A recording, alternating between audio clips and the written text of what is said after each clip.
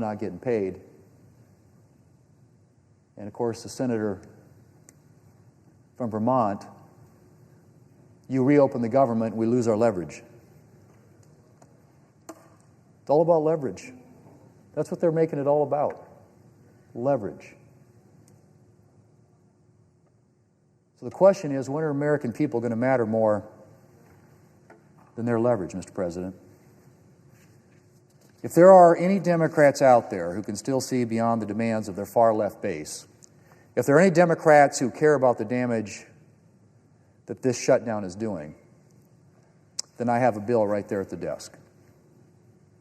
A clean, nonpartisan continuing resolution to fund WIC, SNAP, troop pay, air traffic controller pay, farm programs, housing assistance, our national defense, and every single other government priority. We just need 5 Democrats to show some courage and join the 3 Democrats who are already with us, and we can get this government open. That's all it takes, Mr. President. Everybody knows that in the Senate it takes 60 votes to do anything.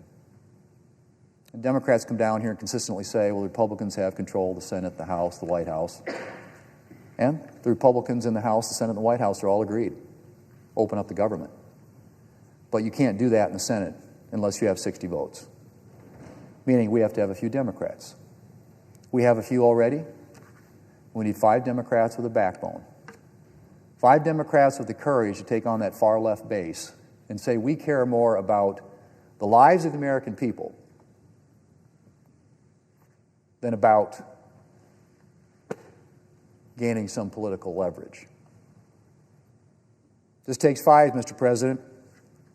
Enough is enough. I urge my Democrat colleagues to agree to reopen the federal government and to do it today.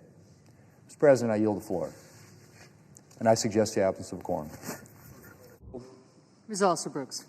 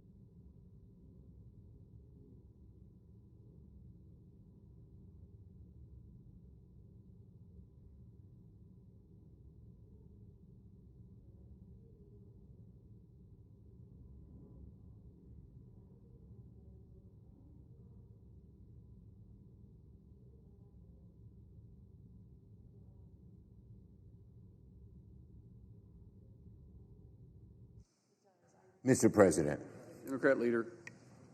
now I ask unanimous consent the quorum be dispensed with. Without objection.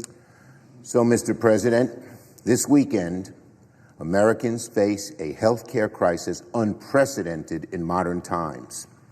Open enrollment begins in just 2 days, and Republicans have spent the entire shutdown with their heads in the sand, the shutdown they caused because they would not negotiate with Democrats. Republicans are pretending that the ACA premium crisis does not exist, but they should go ask families who are getting their insurance premium increases today, tomorrow, Saturday. Republicans have brought Americans to the brink of financial disaster. They've ignored a growing catastrophe. We have demanded they act. They have refused, and the shutdown is on them. The health care crisis is on them, and the American people will see so this weekend as the bills start coming in. To show the breadth, depth, and severity of the ACA crisis, if the ACA enhanced premium tax credits expire, over 20 million Americans will see their premiums more than double on average. That's a 114% increase, according to KFF. That is a fact. 4 million people on ACA plans will lose health coverage entirely if these tax credits don't get extended. That is also a fact. If these enhanced tax credits expire, the people hurt by far the most, will be working families, people who live paycheck to paycheck, who small business owners, farmers, ranchers, older Americans. They're all going to be sitting at their kitchen table this Friday night or Sunday evening and saying, how the heck are we going to pay these bills? We can't afford $4,000 a year more for health insurance. Do my kids get no health care? Do we have to lose the doctors who've been treating us for a long time, or travel 50 or 100 miles to go to a clinic or a hospital? Are my parents going to be kicked out of their nursing home and I have no place to put them? This is a fact. People are hurt badly, probably than in any other health care crisis we've had. Americans who work more than one job, Americans who live in red states will all be hurt. That's a fact. And here's another one. This crisis didn't come out of the blue. It's not that people are just learning about it. It's not that senators are just learning about it this week. Democrats have demanded that Republican leaders negotiate with us about this crisis since the summer. Republicans said no. They put together a partisan bill that did nothing to improve the health care crisis, that had no input from Democrats, and said take it or leave it. Republicans had more than 3 chances this year to vote on extending these ACA premium tax credits as far back as February. What Republicans say? No, no, and no. Today, Republicans still insist they will not move a muscle to fix ACA premiums until it's too late. They spent the entire shutdown avoiding talking about health care. And when that didn't work, they resorted to lying, just making up total lies about who gets the health care and who doesn't. And as they trigger a health care crisis, they're also now triggering a hunger crisis. Trump's doing that, halting SNAP benefits, ordering his own Department of Agriculture to rip its own contingency plan. The money's there, over $6 billion in emergency funds that could keep SNAP going, and Trump has said, don't spend a dime. We want to use hungry people as hostages in this crisis. Trump is a vindictive politician and a heartless man. Meanwhile, here in the Senate, this is still Leader Thune's position on the ACA. Let's deal with this House fire later, but the House is on fire. Republicans are living in fantasy, pretending as if the issue will fix itself. But starting November 1st, so many Americans are going to have to make choices. Do they give up their health care? Do they have to take a plan that has many higher deductibles and copays? with different doctors in different hospitals and watch their families suffer when they're sick? That's what reality looks like for people back home. And yet our Republican colleagues do nothing.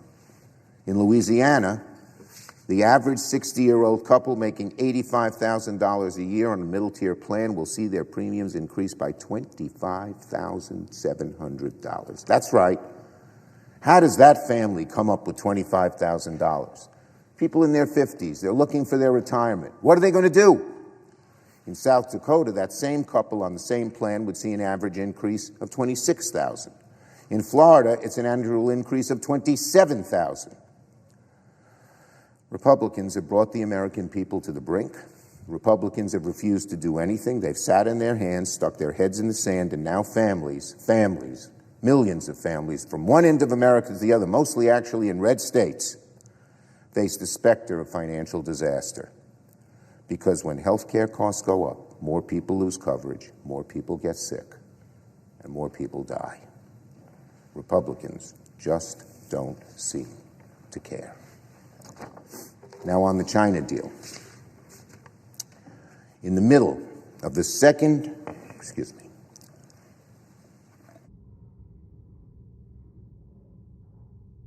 In the middle of the second longest government shutdown in American history, Donald Trump left the country and traveled all the way to Asia to meet President Xi. And what did he do? He bowed down to President Xi. China has called Donald Trump's bluff, and Donald Trump has folded, leaving American families and farmers and small businesses to deal with the wreckage from his blunders, from his erratic, on-again, off-again tariff policies. Americans, beware. Trump will spend the next few days trying to spin the so-called agreement as a win for America. But that is total bull. Don't believe Trump.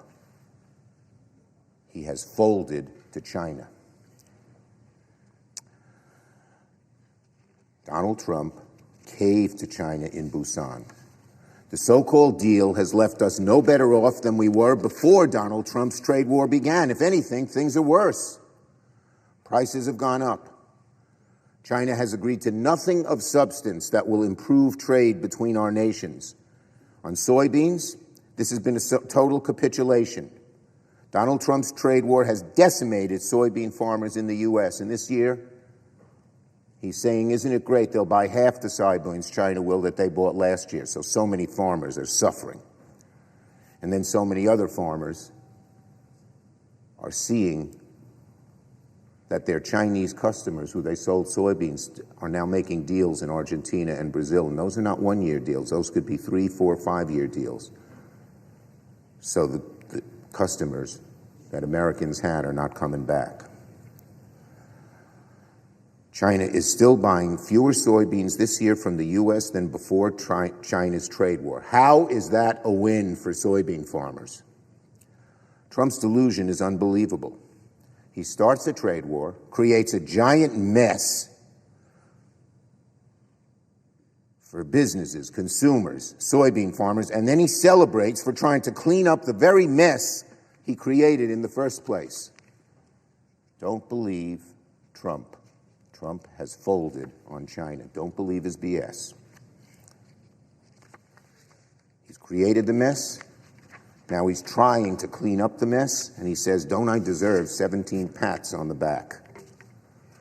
Americans have heard this old song and dance from China and Trump before.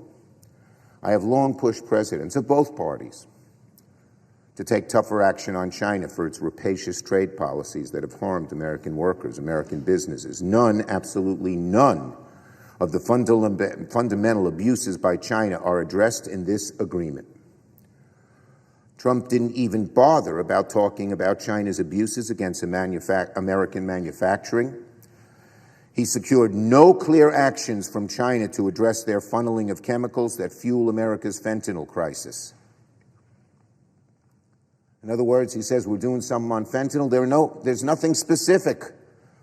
A lot of lip service in fentanyl, that China makes those precursor chemicals that go to Mexico and then are made into fentanyl and flooding across our borders. Nothing specific. Nothing real. More bunk.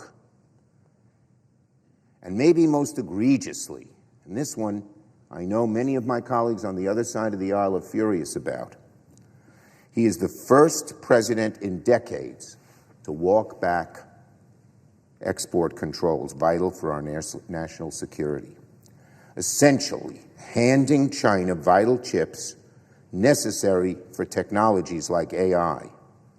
Where are our China hawks from the Republican side? I hope they're going to speak up and decry this abdication. America is handing out Trump is handing out American-made technology like it's Halloween candy straight into the hands of our biggest rival. In the past, China's been desperate to get this technology, but now they don't have to worry. Trump's just giving it away. With these chips that China now doesn't have and can't make themselves, China will dominate AI in a few years, and it will have severe consequences for America and for the world.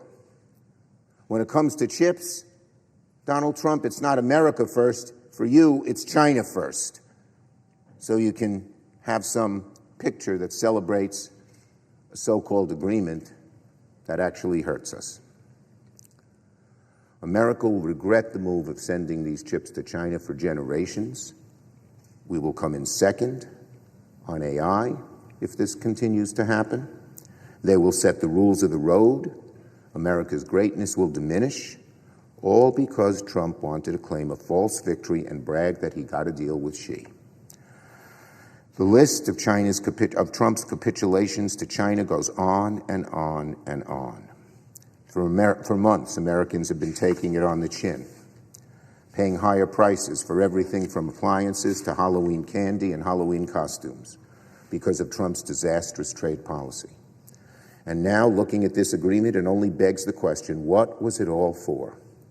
Trump had no strategy, no planning, no strategic decision-making, and his bumbling has only emboldened President Xi, who must be laughing all the way back to Beijing. You flatter Trump with a few words, and he gives away things that America desperately needs. When it matters most, when Trump comes face-to-face with autocrats and dictators, the American people know Donald Trump is all talk and no strength. I yield the floor.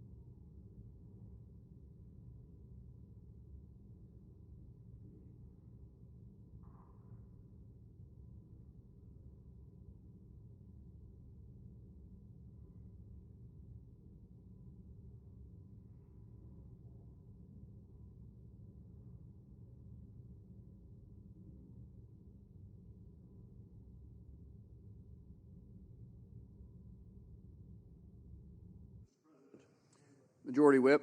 Thank you, Mr. President. Mr. President, I come to the floor today as the Minority Leader, Chuck Schumer, leaves the floor because I saw some very interesting new polling this week about the Schumer shutdown of our government.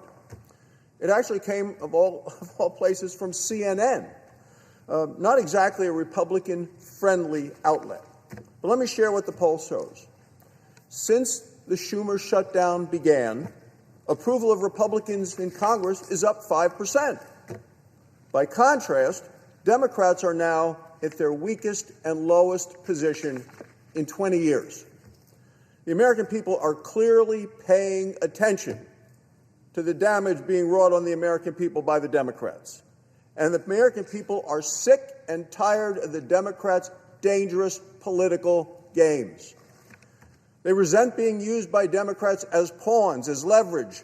They resent being treated as pieces on a chessboard. Millions resent having their paychecks held back. Now it's been a full month, Mr. President. Americans know who's to blame for the Schumer shutdown. They heard the Democrats loud and clear. Senator Sheldon Whitehouse, a Democrat from Rhode Island, just this Tuesday called the shutdown, he said, the only lever we have. People are suffering. To him, it's a lever. Senator Chris Coons of Delaware said almost the exact same thing last week to a national television audience. He said, quote, frankly, this is our only moment of leverage. He even admitted shutdowns are a, quote, as he said, an unpleasant tool. Then he voted for the 13th time yesterday to use the tool to keep the government closed. Well, food pantries in Senator Whitehouse's home state of Rhode Island are getting slammed. Democrats call that leverage. Families in Delaware are making, quote, backup plans, according to the news, just to get groceries. Democrats call that leverage. It's not leverage. It's picking pain for people for political purposes. It is a hunger to use it as a bargaining chip. Democrats refer it as unpleasantness. We're now 30 days into the Schumer shutdown. It's the longest full shutdown in the history of this country. For 30 days, Democrats have chosen leverage over lives. They've chosen politics over paychecks. And they would rather fight President Trump than feed American families. This weekend, 42 million Americans will lose food assistance. Say that again. 42 million Americans. It's 1 in 8. Twice as many Americans are on the failed Obamacare exchanges that the minority leader was just talking about, which Democrats are still trying to prop up, even though it has failed on its promises to control costs. And as a headline in the New York Times on Sunday said, Obamacare is pricey.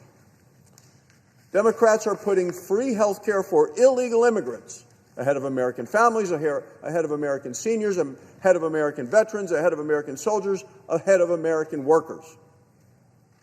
That's their priority, free health care for illegal immigrants. We have citizens in this country, real people in real pain, and they count on food assistance to put food on the table. Now these families are living in limbo, and their balance is about to hit zero. So what happens to them next week if the Democrats keep the government shut down as they voted 13 times to do so? And what about the week after that? Families will go hungry because Democrats keep playing this dangerous political game. Now, even some Democrats are calling on the Democrat Party to change course. Listen to the words of Senator Catherine Cortez Masto of Nevada. She said, she was interviewed actually yesterday on CNN, and I'll quote, I don't think federal workers should be political pawns. She said, I don't think we should swap the pain of some Americans for others. I think we should be lifting all of them up and helping them. Senator Cortez Masto is one of the few reasonable Democrats who has been voting for a clean, continuing resolution to reopen the government. Here's the simple truth. Senate Republicans have voted 13 times on a clean, bipartisan, continuing resolution to reopen the government. 13 votes for funding food assistance, for paying the troops, for paying the federal workers, for paying TSA agents, for paying air traffic controllers, for paying Border Patrol, for paying Capitol Police who are here and have been working for the last month without pay. Every single time, Senator Schumer and the radical Democrats have voted no, voted 13 times against funding food assistance, against paying for our troops, against paying federal workers, against paying TSA, against paying air traffic controllers, against paying Border Patrol, and against paying the Capitol Police. And Democrats stand here and claim President Trump can fund food assistance on his own. They know what they're asking him to do is against the law. Democrats are not, in the words of Senator Jeff Merkley of Oregon, powerless to fund that program, $9 billion a month. Democrats had the power 13 times to end the shutdown. They voted no 13 times. The Democrats are the one that have the power. They're not powerless. They're unwilling to help American families. The Senate should be funding those programs today. We tried again yesterday. It failed. The clean bipartisan continuing resolution that's sitting right there on that desk right now could be passed if we get Democrats to vote for it. It funds SNAP, it pays our federal workers, it pays our troops, it pays TSA agents, it pays air traffic controllers, it pays Border Patrol agents, it pays Capitol Police. It reopens the government, which is what we ought to be doing. We need 5 more Democrats to say yes. The most ironic thing about this, the hypocrisy of it all, Mr. President, is that Democrats had no problem voting for a clean bipartisan continuing resolution 13 times when Joe Biden was president. What's changed? No, Donald Trump is in the White House, and they're not happy about that, and they're not happy about anybody that voted for him. So now they're more interested in what they describe as leverage than children going hungry in this country. No wonder Republicans' approval rating has gone up, as the CNN poll shows, and that Democrat polling has gone down during the Schumer shutdown to the lowest and weakest point in 20 years. Enough with the politics of pain, Mr. President. It's time to reopen the government, and it's time to feed these vulnerable families. Thank you, Mr. President. I yield the floor.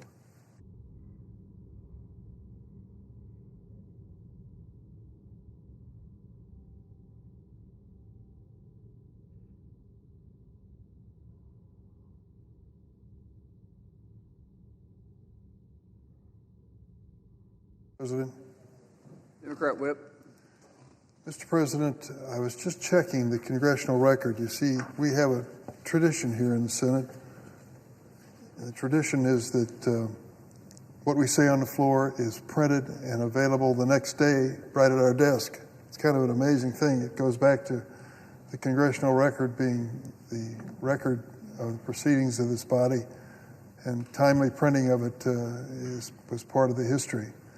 And I wanted to check and see, based on the statements made by my friend and colleague, the senator from Wyoming, whether the congressional record printed yesterday the efforts of Democratic Senator Ben Lujan of New Mexico to fund the SNAP program. Here it is. The page number is S7808 for the beginning of the debate by Senator Lujan, who came to the floor and wanted to make sure that we wouldn't have any gaps in coverage when it came to the SNAP or food stamp plan across America. You see, the reason he did it was that 42 million Americans, 1 out of 8 people in our population, need help putting food on the table. And so the SNAP program doesn't sound extremely generous. $6 a day. Imagine if you had to feed yourself with that amount of money each day, the sacrifices you would make. So Senator Lujan came to the floor. Why was he taking on this responsibility? It's because he is the chairman, or the ranking member now, of the subcommittee that funds the SNAP program. And he came to the floor to make sure that there would be no gaps in coverage and people would still get their paychecks starting November 1st. I call them paychecks, but they're basically SNAP checks or credit for purchases at the store. And you know what happened when he came to the floor? There was an objection.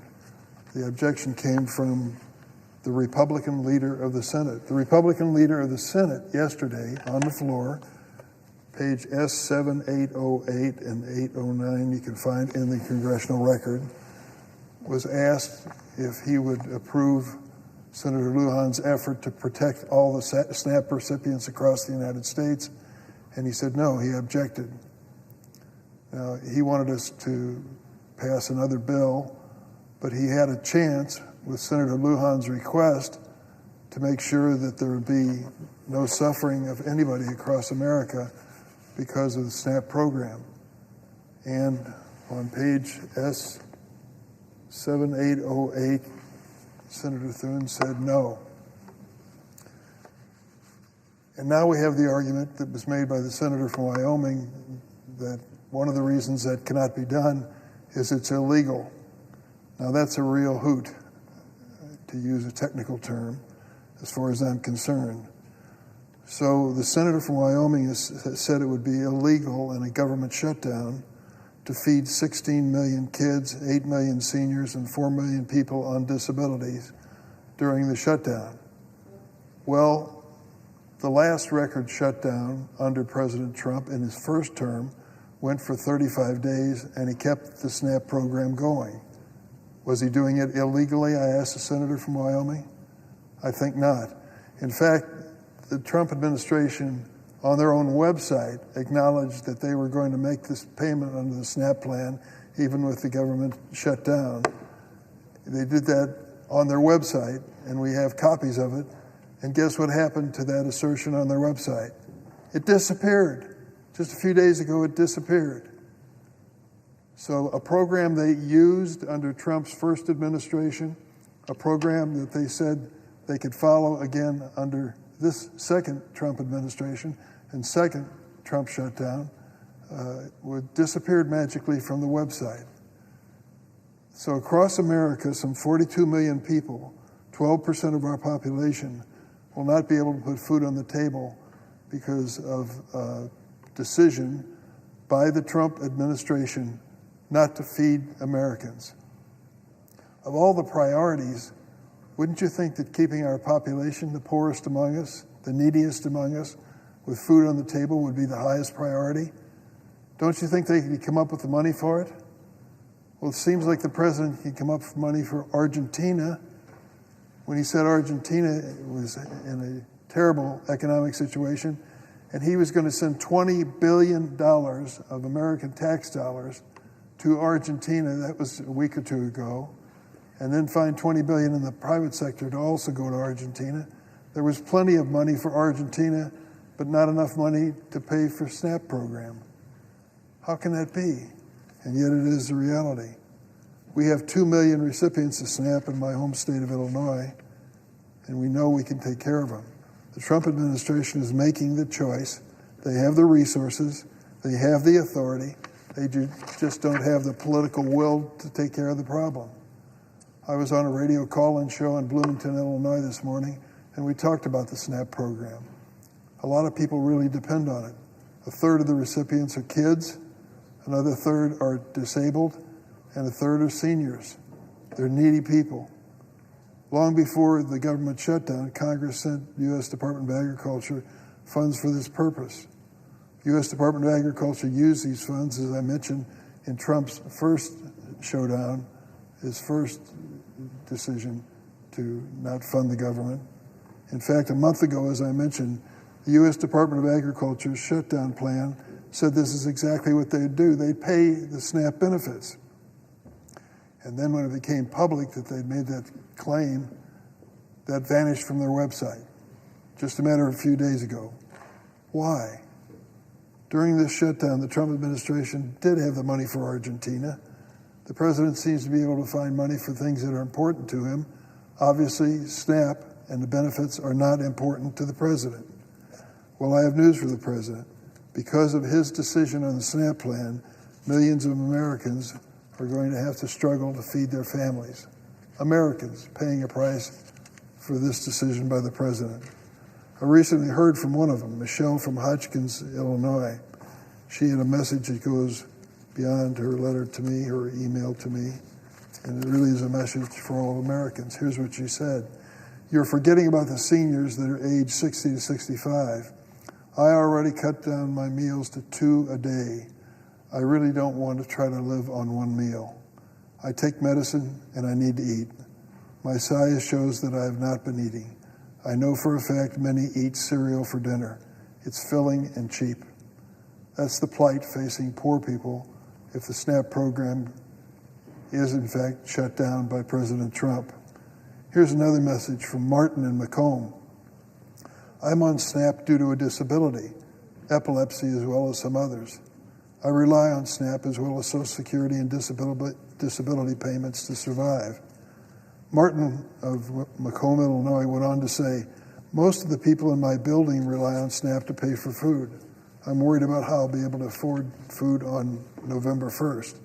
And sadly, there are millions of other individuals who will suffer in silence because they receive this assistance, but basically are concerned about the stigma that might be attached to them if they say anything publicly. Meanwhile, for the past 6 weeks, Republican members of House of Representatives have been gone. I'm not sure what they're doing. I hope they're home at least tending to their constituents, but they should be in Washington. If we would have passed Ben Ray Lujan's Democratic senator's proposal yesterday to fund the SNAP program, we would have needed action by the House of Representatives. But it's not here, and it hasn't been here for 6 weeks. 6 weeks.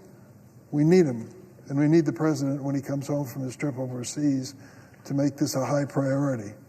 The House has not held a vote since September the 19th.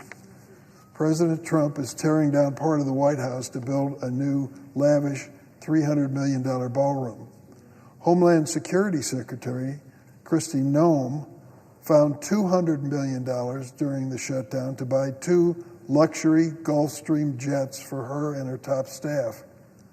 The Trump administration sees those efforts as priorities, but it will not send our most vulnerable American citizens $6 a day to afford to eat. I suppose nobody should be surprised that's where we are. Under the president's leadership this summer, the Republican-led Congress passed their so-called Big Beautiful Bill, which made the biggest SNAP cuts in history. So the program that they are now refusing to fund at all was reduced dramatically to make it more difficult to pay out those payments, food stamp type payments to SNAP recipients under the Big Beautiful Bill, which I'll refer to again in a moment. They made the biggest cuts in the history of the SNAP and food stamp program, cutting the program by 20%, and now they're lamenting on the floor that they just can't pay anything at all. It's illegal for them to pay anything at all. We know that's not true. President Trump has decided we can't wait any longer. He wants to stop SNAP funding on Saturday and hurt 42 million Americans to teach the Democrats a lesson. Another example of cruelty to people who are vulnerable by this administration. I appreciate the leadership of Ben Lujan, my Senate colleague from New Mexico. He really believes this in his heart of heart. And if the congressional record, which I referred to earlier in my statement, can be referenced, you can hear or read the words of Senator Lujan, which were touching because he does care, not just in New Mexico, but across America, what this is going to do. I hope my Republican colleagues will allow us the opportunity to vote on Senator Lujan's bill today, before we leave. Let's make sure that there's no gap in the program. And let's put away this argument that was just heard on the floor that somehow it's illegal to feed people. This week, the Secretary of Agriculture appeared on CBS News to defend her agency's refusal to fund SNAP. Here's what she said. Look at the president's record at standing behind the ag community and rural communities. No one's done more than President Trump has done to date for these communities in her lifetime. Well, after abandoning vulnerable families receiving SNAP and helping South American farmers over U.S. farmers, President Trump and his U.S. Department of Agriculture has certainly had an unprecedented effect on American communities, but not for the reasons she thinks. The bottom line as well is the bad news for people who may not be receiving SNAP but are struggling to make payments for hospitalization insurance. The cost of living continues to go up under the Trump administration.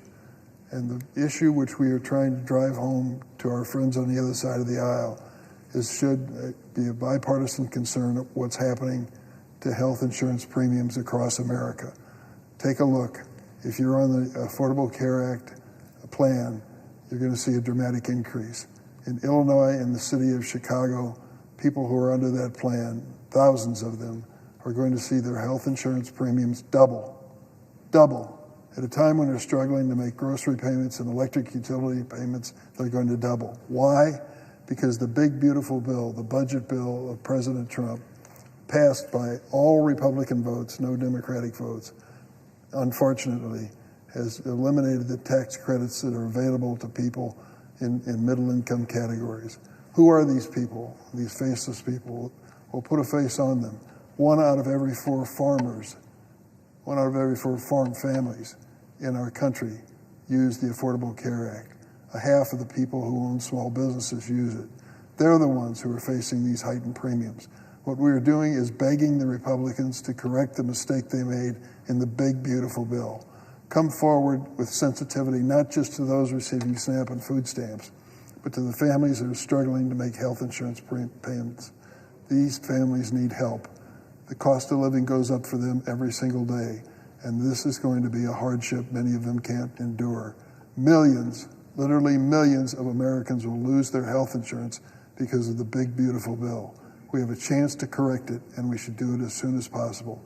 It's time to sit down at the table as soon as the president gets over his jet lag and comes home, to sit down at the table immediately. The Republican leaders have got to come back to Washington from the House, and the Republican leaders in the Senate, as well as Democratic leaders on both sides. They're the only ones that can solve this.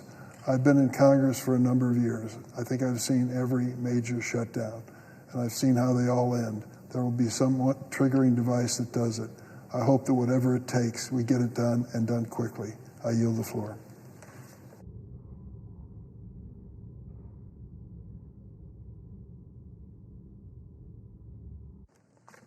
Mr. President. Senator from Texas. Mr. President, it's hard to believe, even in a place like the nation's capital that seems so detached from the rest of the country. But it's hard to believe we've now reached the 30th day of this completely pointless, profoundly dumb government shutdown at the hand of Senate Democrats. Senate Democrats have now voted 13 times to keep the government shut down, blocking the continuing resolution that has been passed by the House of Representatives weeks ago. That is the key to unlock the door to this government shutdown. We're nearing a full month of that shutdown, a shutdown in search of a rationale.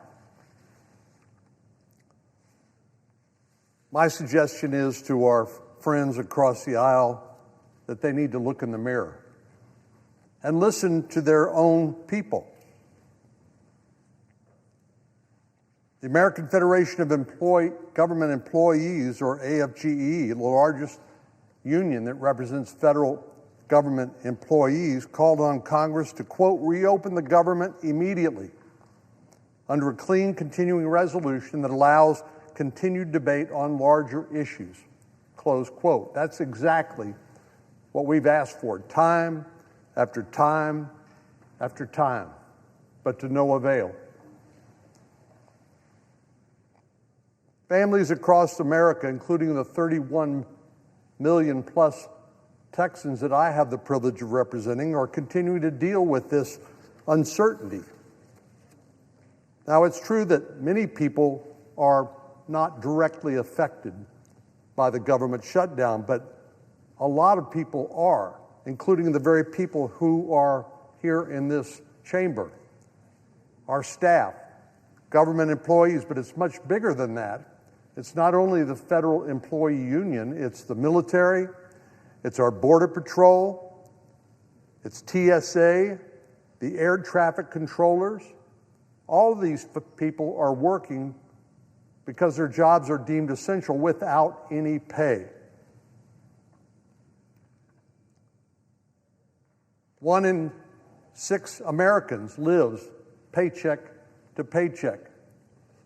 I haven't heard a single senator on that side of the chamber who said they are withholding their pay during the government shutdown, which leads me to conclude that they continue to get paid while they deny the same benefit to their own staff and the United States military and all the other federal employees that I've mentioned.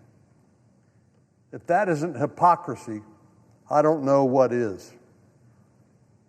And now, at the first of the month, November the 1st, 42 million Americans who rely on SNAP, WIC, other nutrition assistance programs, food stamps, will stop receiving the benefits they rely on as a safety net to put food on the table. This includes 3.5 million of my constituents in Texas, 1.7 million of whom are children.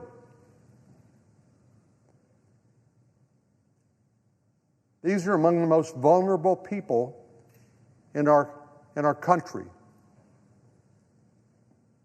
Our Senate Democrat colleagues are literally taking food out of the mouths of hungry children because of their stubbornness. It is shameful. I've been hearing from food banks in Texas who are writing in with their concerns, saying they will require a 50% increase in food supplies next month in order to keep up with the increased demand for people who aren't getting paid and who need people who are being denied this basic assistance. Well, what's the rationale? I mentioned a moment ago that our Senate Democratic colleagues seem to be in search of a rationale for this profoundly idiotic and dumb shutdown. Well, the Senate Democratic leader, the fearless leader of our Senate Democrats, said to a news outlet, quote, "Every day gets better for us." Of course, that leads to the question, who is us?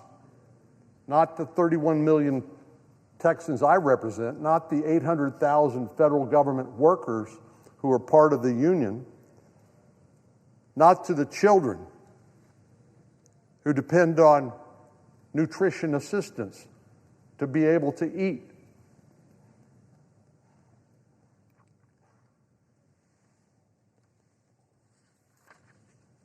Well, not to be outdone,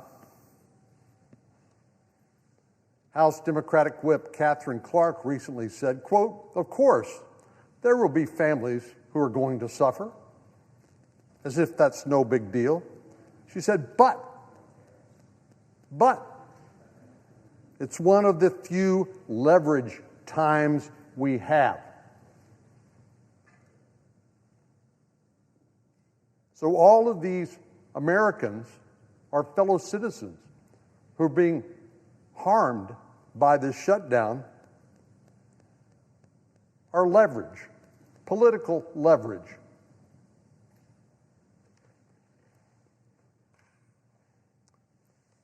I was disappointed to even hear some of the members on the other side who I look to as sort of a rare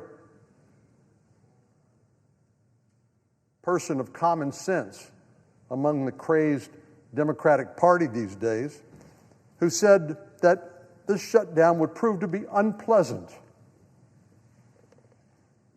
but then reiterated that it would somehow give Democrats leverage. And now Democrats are trying to turn the tables and say it's Trump's fault.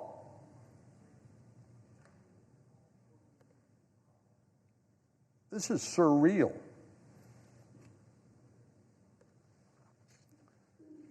Mr. President, the American people are the ones paying the price for the intransigence, the stubbornness, and the idiocy. That's what Chuck Schumer once called government shutdowns. He called it idiocy. The American people are paying for the idiocy of the Democrats who continue to vote against reopening the government. Is that, I kind of wonder, what do they say to a mother who can't feed her own child because of their intransigence and their stubbornness? Sorry for the inconvenience. You're a part of our leverage. We get paid, they get paid, not me, not people on this side of the aisle who've had their paychecks withheld in solidarity with the government employees who aren't getting paid. They get paid, and you can't feed your kids?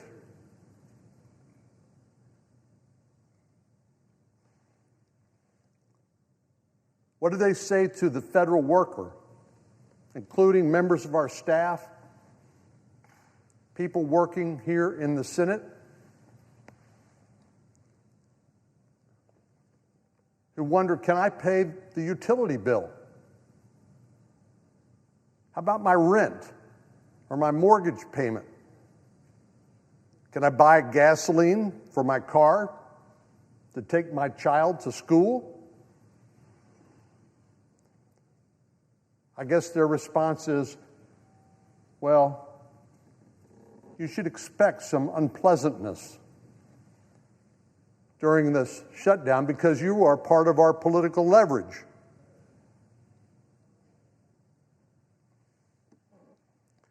Well, the best way to end this disaster, this nightmare really for many Americans who are directly affected, is for just 5 of our colleagues on the other side, just 5, to vote with Republicans to reopen the government, to pass this continuing resolution that will take us at least to November the 21st, but we burned so much of the time already because of the shutdown. It's the 30th of October. This continuing resolution would open the government for 3 weeks from now. And then what happens? Are we going to go through this movie again and again and again?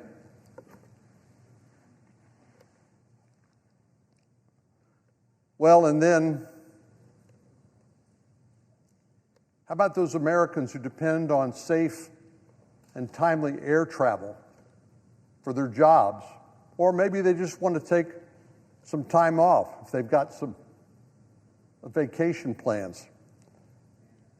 We can no longer depend on the timeliness, and I fear for the safety of our air traffic control system, because so many air traffic controllers are overstressed and so many airports are understaffed that they're literally having to shut down some of the air travel, and flights are being delayed. And I have no doubt, or at least I worry, that public safety is being endangered. Earlier this week, an Austin airport, where I live, issued a ground delay due to air traffic control staffing problems. The same day, over at Dallas-Fort Worth, one of the largest airports in the country, they experienced 413 flight delays and multiple flight cancellations due to staffing shortages. Air traffic controllers, the people who keep these airplanes flying safely, will miss their first full paycheck this week. TSA screeners, the people who are supposed to make sure that air travel is safe, are similarly working without pay. One air traffic controller recently said, quote, "The job is stressful enough as it is, and now you're adding this factor of, hey, when am I going to get my next paycheck?" They'll miss their first one this week, but they don't know if they're going to get the next one because they don't know how long this profoundly stupid idea of a government shutdown is going to last. One Transportation Security Administration worker said, "Morale is crumbling." You know, it's not just imposing a hardship on these innocent Americans. What does this say about America and our ability to work together to solve the nation's problems? It's embarrassing. It should be embarrassing. In the world's greatest deliberative body, that's what the U.S. Senate is sometimes called. What a joke. What a joke Democrats have made of the world's greatest deliberative body when they shut down the United States Senate and make it impossible for us to pass a simple stopgap spending bill that would take us to November the 21st. Well, I applaud the men and women who are continuing to go to work to keep the planes in the air and trains running on time, even though they're not being paid. But it is entirely unfair, unjustified for Democrats to impose this burden on these individuals. They didn't do anything wrong.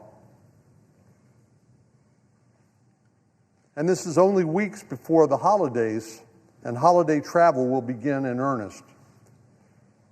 If Senate Democrats don't let up soon, you might have to ditch your Thanksgiving visit with your friends and family. And then, who knows how long this will go on? Maybe Christmas. They will be responsible for families to have to cut back on their celebrations during our holiday season, many of whom, not just because of delayed air travel or canceled flights, it's because they can't afford it. They're not getting paid. How are they going to buy the food items that typically we enjoy during holidays like Thanksgiving and Christmas? And then what will Senate Democrats tell parents who haven't been paid for an extended period of time when they have to tell their children, well, Santa isn't coming this year because your mom and dad haven't gotten paid. We don't have the money. Well, all this goes to show the utter callousness, the insensitivity, and the wrong-headed motivation behind this government shutdown. All so our friends on the other side can gain leverage. They don't have any leverage. It's on them. The American people deserve better than for their elected officials to treat their livelihoods as political playthings. And that's what's happening. So it's high time for our Democratic colleagues to come to their senses and vote to reopen the government. Is this going to go on forever? What's their end game?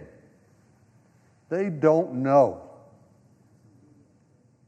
They can't say because they don't know. They know they've gotten themselves stuck in a supremely stupid idea, and they can't find their way out of it. I can make a suggestion. 3 of them have already voted for the House-passed continuing resolution to end this nonsense. We need 5 more. Are those 5 Democratic senators going to continue to listen to the Democratic leader, the senator from New York, who led them into this box canyon in the first place? He's worried about being thrown under the bus by a political opponent in the next Democratic primary election. This is about retaining power, using innocent Americans as leverage with no plan on how to exit this supremely dumb government shutdown. Mr. President, I yield the floor.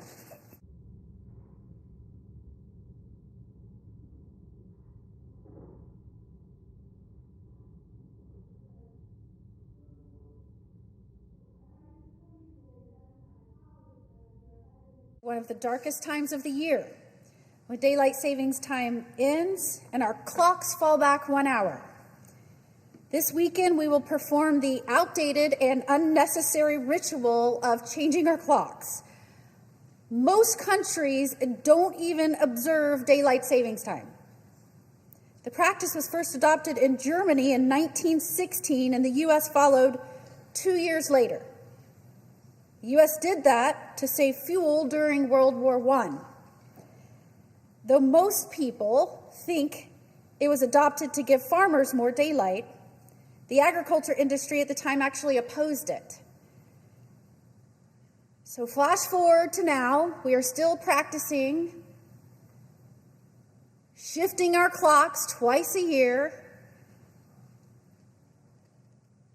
In 2018, the great state of Florida, who leads the way on so many issues, the state where I am proudly to say I am the newest United States Senator, Florida became the first state to call for year-round daylight savings time.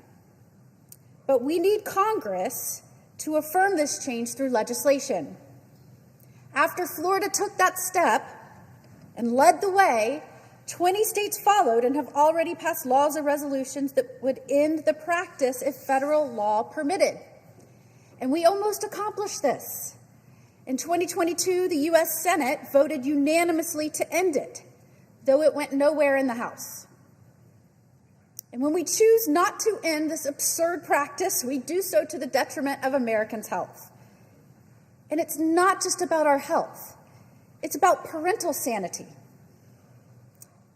I am a mom with a young kid in school, and that is somewhat of a rarity here in the United States Senate. Yes, I am a rookie here, and I am also balancing having a kid in school. And there is nothing more frustrating than changing your clock twice a year and forcing your family to adjust to a whole new schedule.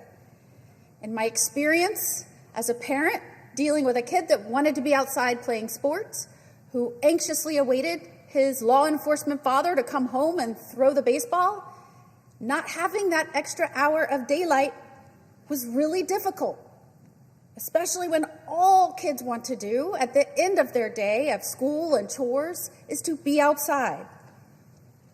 Making daylight saving time permanent makes time together as a family outside with activities possible. We can lock the clock once and for all by passing the Sunshine Protection Act that I have co-sponsored with my fellow Florida Senator Rick Scott.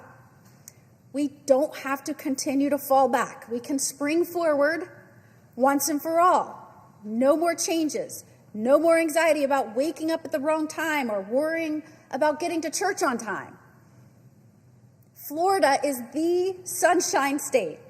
We are proud to lead this mission to give families more sunshine in their day. And as Florida's newest senator, I'm renewing the fight and urging my colleagues to put an end to this archaic practice.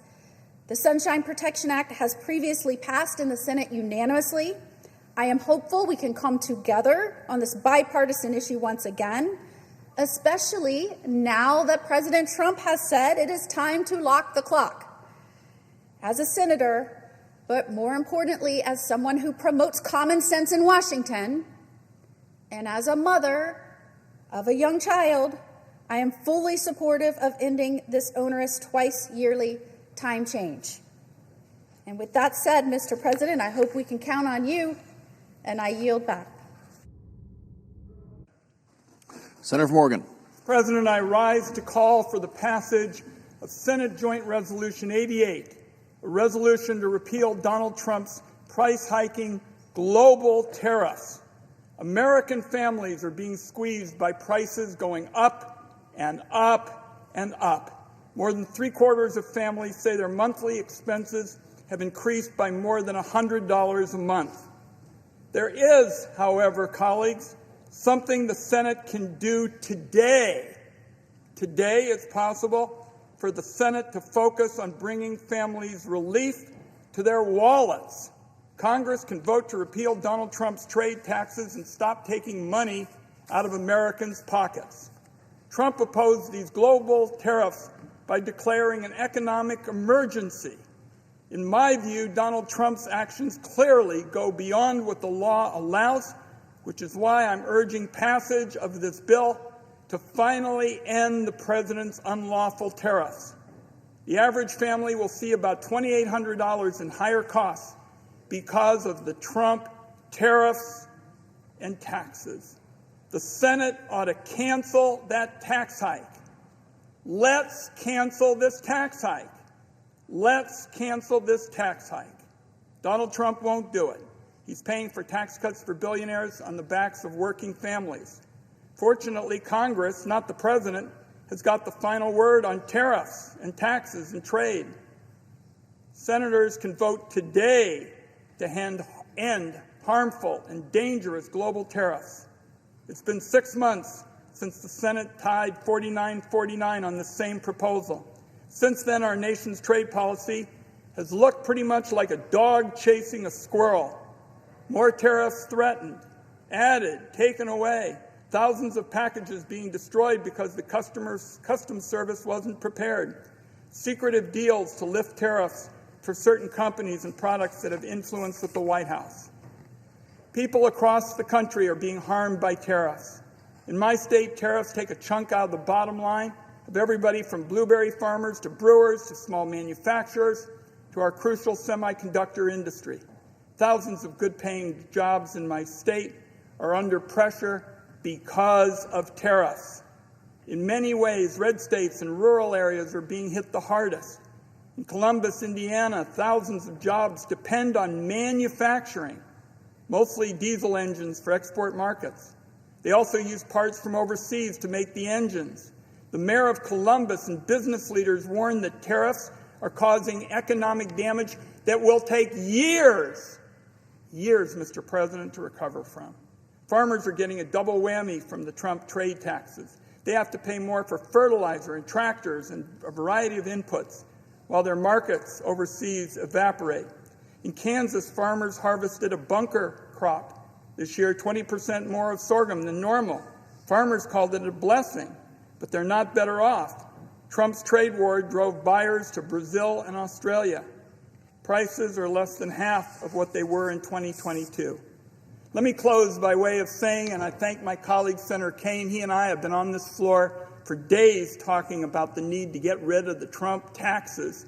And we're going to wrap up by saying potato farmers in Oregon, Idaho, and across the West say the same thing.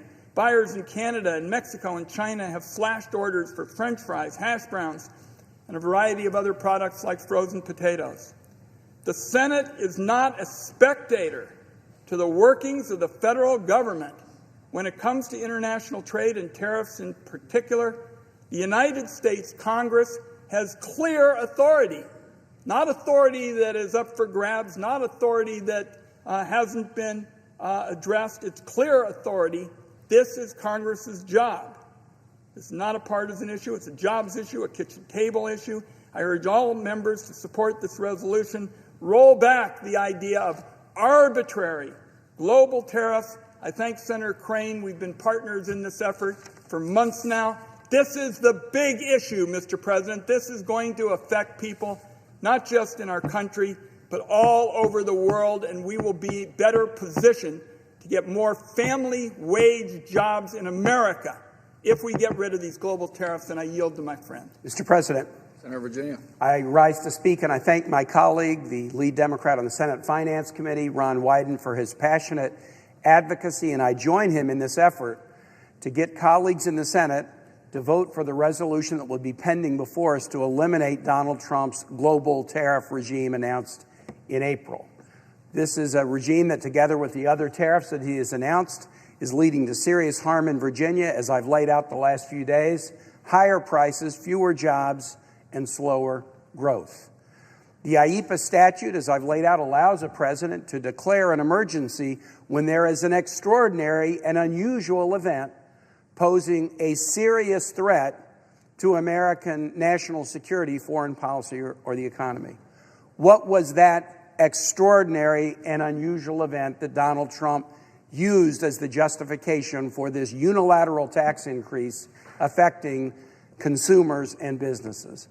The threat that he declared was the existence of trade deficits with many nations around the world. Let me dig into the nonsensical nature of the president's declaration and the use of trade deficits in the way he has calculated them. First, the president and his team imposed tariffs based upon trade deficits in goods. We don't live in the 19th century anymore.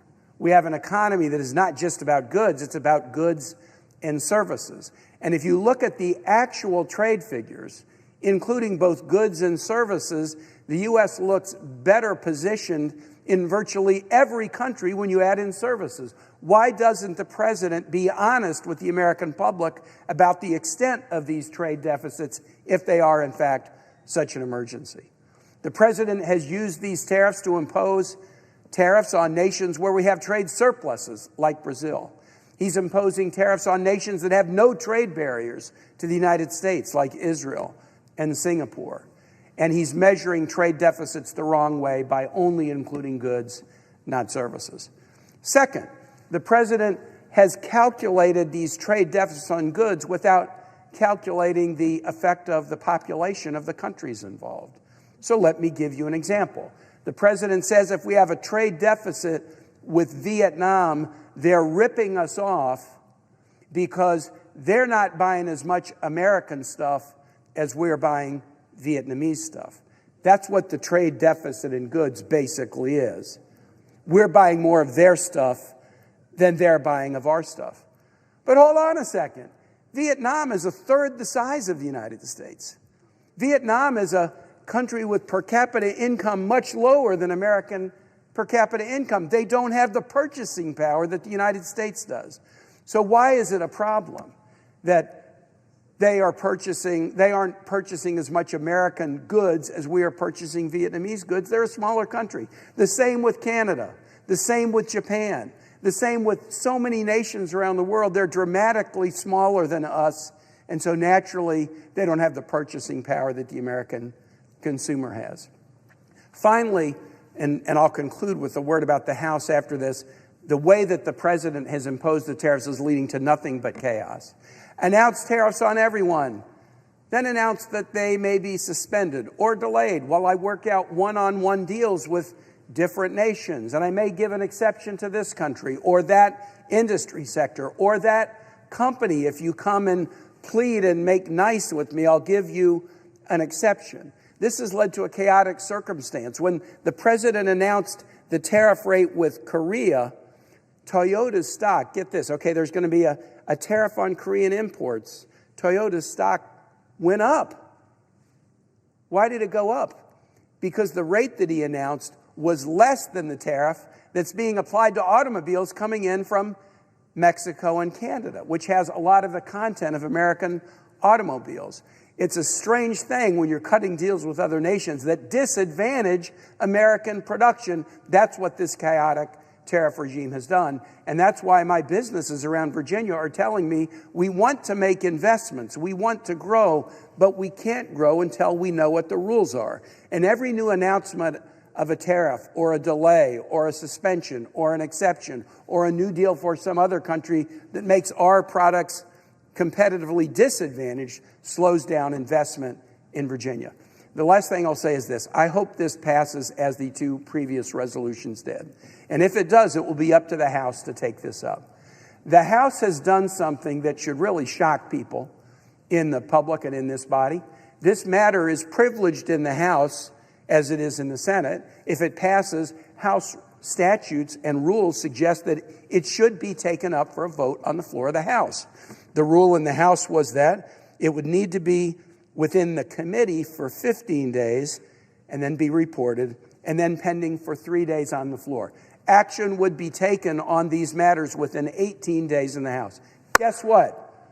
The House is so afraid to vote on tariffs. They are so afraid of the effects these tariffs are having on their constituents, but equally afraid of crossing Donald Trump, that they passed a rule that said for purposes of this and this only, the day today extends through the remainder of Congress. So the 15 days plus 3 days, it ripens in 18 days. Action must be taken in 18 days.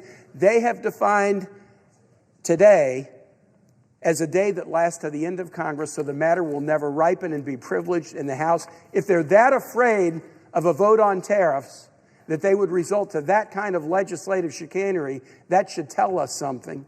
They need to do a discharge petition in the House, put this matter on the floor, and put every House member on record, as senators will go on record, as to whether they're for higher prices or lower prices. And with that, I yield the floor, Mr. President. Mr. President. Senator from Idaho. Mr. President, I ask unanimous consent that the following senators be permitted to speak prior to the scheduled roll call votes. Myself for 5 minutes and Senator Sullivan for 10 minutes. Without objection. And Mr. President, I also ask unanimous consent to waive the mandatory quorum call in relation to the Dunlap nomination. Without objection. Thank you. Mr. President, I rise in opposition to S.J. Res. 88, which would terminate the trade deficit national emergency. I agree with my colleagues that tariffs should be more targeted to avoid harm to Americans. I made precisely that point at a Finance Committee hearing in May. We should consider more exemptions, whether for unavailable natural resources, capital equipment, or other key inputs. It's equally important that enforcement guidance provides the clarity that U.S. companies need to comply with the tariffs and make critical business decisions. Similarly, as the administration continues to negotiate with our trading partners, I appreciate that my colleagues, as well as our constituents, may be nervous about what comes next. However, at this juncture, this resolution is counterproductive to helping American families and businesses of all sizes. It's no secret that for decades, countries around the globe have raised tariff and non-tariff barriers against Americans and against American businesses, and have raised the cost for Americans and American businesses without response by the United States. President Trump is now responding and saying these countries need to take down their tariff and their non-tariff barriers and deal with us in fair and free trade.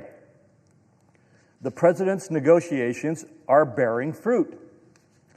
President Trump already announced new trade deals. Just today, because of his negotiations, President Trump announced that China has agreed not to implement its rare earth export controls. China also agreed to address the flow of fentanyl and to purchase soybeans. Other deals are hopefully forthcoming. Consequently, S.J. Res. 88 is counterproductive to the progress already made by the president and the new gains he can still achieve in the ongoing trade negotiations. On April 30, the Senate rejected this same resolution for these reasons. And I urge my colleagues to reject the resolution for these same reasons again today. Thank you, Mr. President. I yield the floor.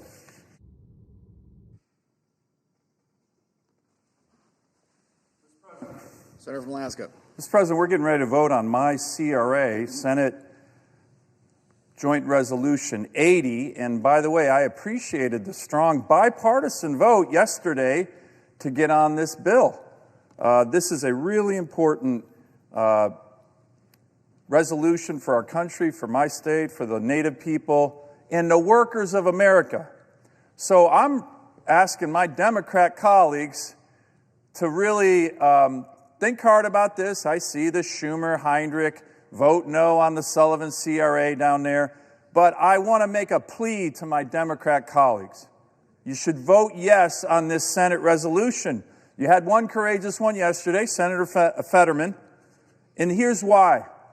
A vote yes on this resolution is a vote to unleash American energy. As I talked about yesterday, the best way to undermine Vladimir Putin and his corrupt regime in Russia is to produce more American energy in the place with the highest standards in the world. That happens to be my state. That happens to be the National Petroleum Reserve of Alaska, which is all about what this CRA is about. Second, this is really important, Mr. President. My colleagues over there love to say, hey, we're the party of the working families, of working Americans. No, you're not. A vote yes on this resolution is a pro-union, pro-worker vote. The laborers, operating engineers, they all want a yes on this. They all produce oil up here. This is a chance. My colleagues for too long on the other side of the aisle kowtow to the far left environmental groups at the expense of working Americans. That's why you're no longer the party of working Americans. This is a chance. Well, maybe you won't kowtow to the far left. A yes vote on this Senate resolution will also vindicate the rule of law. What am I talking about, Mr. President? This is the National Petroleum Reserve of Alaska. The Congress of the United States, us, in a law, said that we are going to develop this part of my state for oil and gas production. And Joe Biden came in with a regulation saying, nope, we're going to shut that down, violating the rule of law. If my colleagues on the other side of the aisle really want to promote the rule of law, they should vote yes. And finally, Mr. President, as I mentioned yesterday, this is a vote for the interests of the Native people of my state. As I said yesterday, here was a letter I submitted for the record. The tribe in this area, the borough, which is all run by Alaska Natives, elected officials, the Alaska Native Corporation, all the leaders in this part of my state, which is what this resolution is all about, all of them, all the indigenous people, the leaders of this part of my state want this resolution. They didn't want the Biden lockup. They came down to Washington, D.C. 8 different times to just request a meeting with the Secretary of Interior, saying, don't lock up our lands. This will hurt our future. This will hurt our life expectancy. This will hurt our jobs. And the Secretary of Interior never even met with them. Neither did the President, 8 times. So this is a strong vote for the interests of the indigenous people of my state. I'll conclude with this, Mr. President. My Democratic friends often bristle when accused of selling out the interests of working Americans, the men and women who build stuff, the unions that build stuff, the building trades, the men and women who drill for oil and gas and mines and rare earths and critical minerals. Well, here's an opportunity for them to say, no, we're going to stand with the people who build this great nation. My friends on the other side of the aisle often talk about, hey, we're going to support indigenous people, people of color. Well, here's an opportunity to do it. But what I fear, Mr. President, what happens way too much in this body, these interests, working Americans, building trades, the unions, the Native people of my state, they always get sold out to what? The far left, coastal elites, the radical eco-colonialists. That's why Heinrich and Schumer are down there saying, vote no on the Sullivan resolution. But I know, some of my colleagues know that a yes vote is the right thing to do. It's the right thing to do for our energy dominance. It's the right thing to do for our foreign policy. It's the right thing to do for working Americans who have fled the Democratic Party over issues like this. And it's the right thing to do for the indigenous people of my state. I hope I get a couple more Democrat senators who cross the aisle. Don't listen to your leader. Don't listen to Senator Heinrich, for God's sake, on this issue.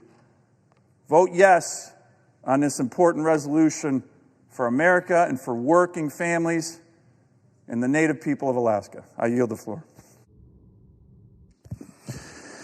Under the previous order, the Senate will resume consideration of S.J. Res. 80, which the clerk will report. Calendar number 221, S.J. Res. 80, providing for congressional disapproval under Chapter 8 of Title 5, United States Code of the rules submitted by the Bureau of Land Management relating to National Petroleum Reserve and Alaska Integrated Activity Plan, record of decision. Under the previous order, all time has expired. The clerk will read the title of the joint resolution for the third time. S.J. Res. 80, providing for congressional disapproval under Chapter 8 of Title 5, United States Code, and so forth. The question occurs on passage of the joint resolution. Is there a sufficient second? There appears to be. Clerk, call the roll. Ms. Alsobrooks, Ms. Baldwin, Mr. Banks, Mr. Barrasso, Mr. Bennett, Mrs. Blackburn, Mr. Blumenthal, Ms. Blunt-Rochester, Mr. Booker.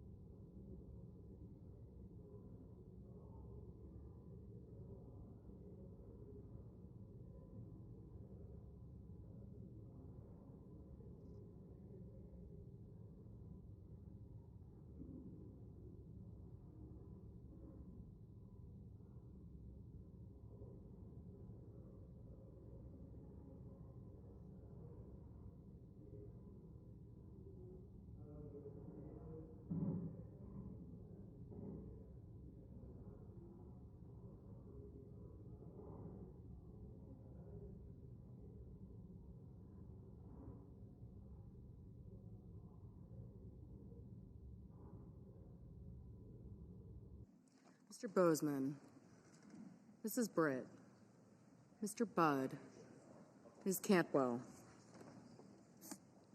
Mrs. Capito, Mr. Cassidy, Ms. Collins, Mr. Coons, Mr. Cornyn, Ms. Cortez Masto,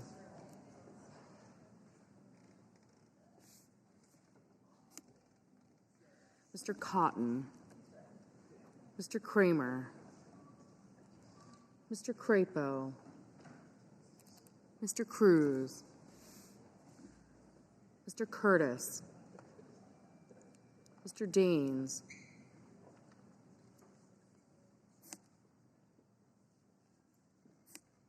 Ms. Duckworth, Mr. Durbin,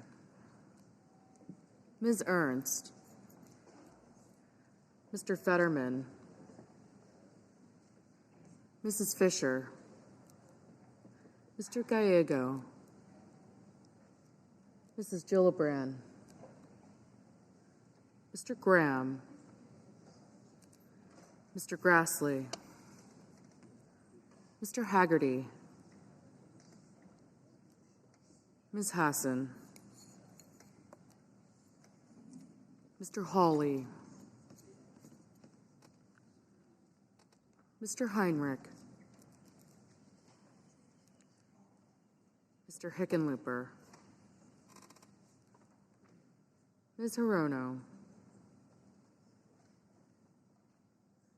Mr. Hoven, Mr. Husted, Mrs. Hyde-Smith, Mr. Johnson, Mr. Justice, Mr. Kane, Mr. Kelly, Mr. Kennedy, Mr. Kim, Mr. King, Ms. Klobuchar, Mr. Langford, Mr. Lee, Mr. Lujan, Ms. Lummis, Mr. Markey, Mr. Marshall, Mr. McConnell, Mr. McCormick, Mr. Merkley, Mrs. Moody,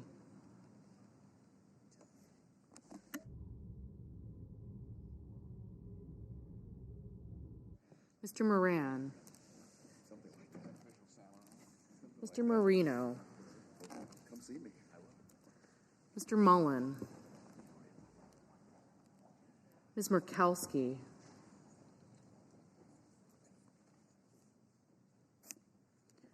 Mr. Murphy, Mrs. Murray, Mr. Ossoff, Mr. Padilla, Mr. Paul, Mr. Peters, Mr. Reed, Mr. Ricketts, Mr. Risch, Ms. Rosen, Mr. Rounds, Mr. Sanders, Mr. Schatz,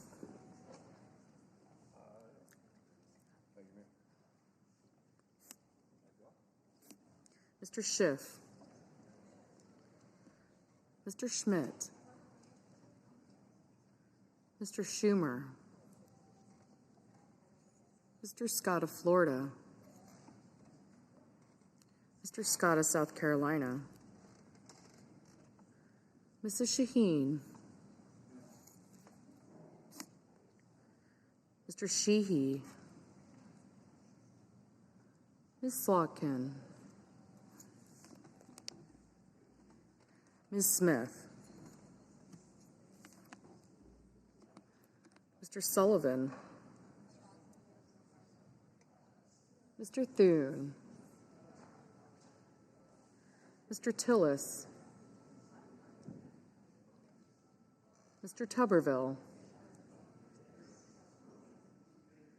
Mr. Van Hollen. Mr. Warner. Mr. Warnock. Ms. Warren. Mr. Welch. Mr. Whitehouse. Mr. Wicker. Mr. Wyden. Mr. Young.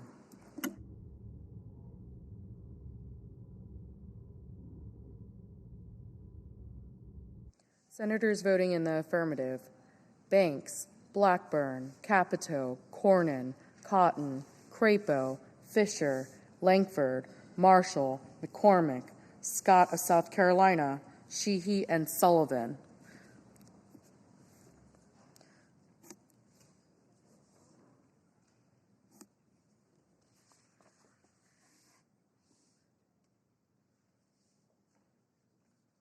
Senators voting in the negative: Blumenthal, Booker, Cortez Masto, Hassan, Heinrich, Hickenlooper, Kane, Kelly, King, Murray, Padilla, Peters, Reed, Schatz, Van Hollen, and Warren.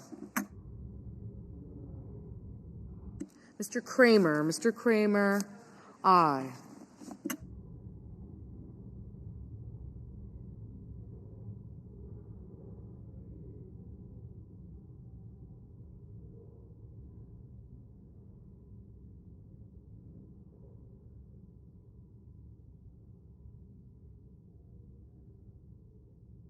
Mr. Haggerty, aye.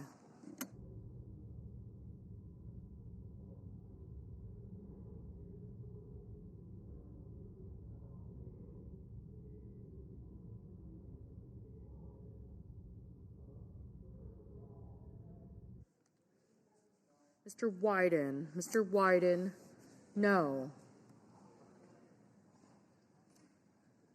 Mr. Tillis, aye.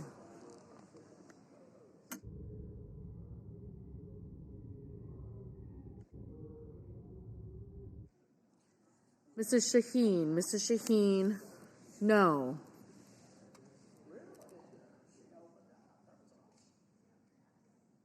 Mr. Markey, no.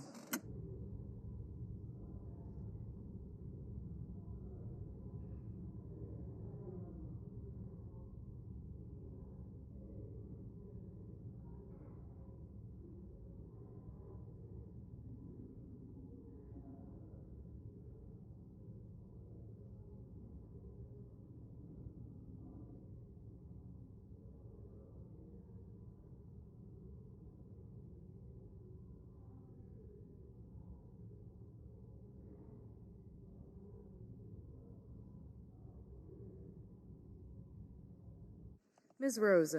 Rosen, no.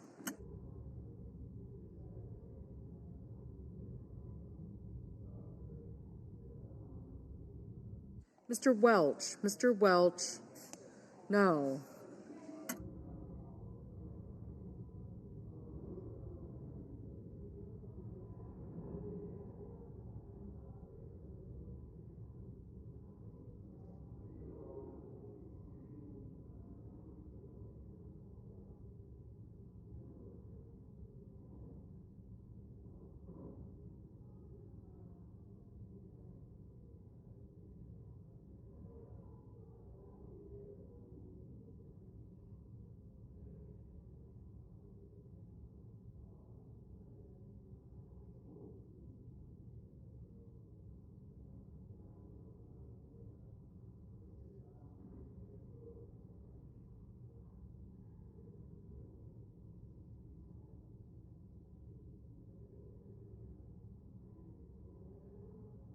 Ms. Smith. Ms. Smith?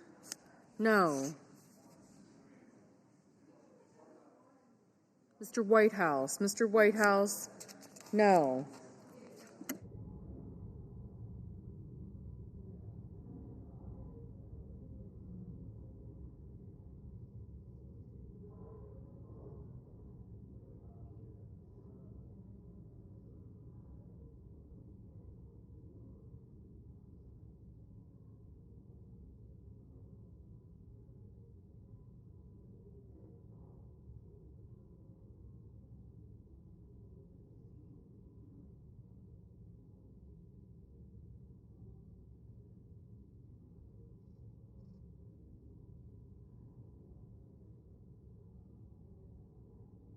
Ms. Slotkin. Ms. Slotkin? No. Ms. Baldwin. Ms. Baldwin? No. Ms. Duckworth. Ms. Duckworth? No.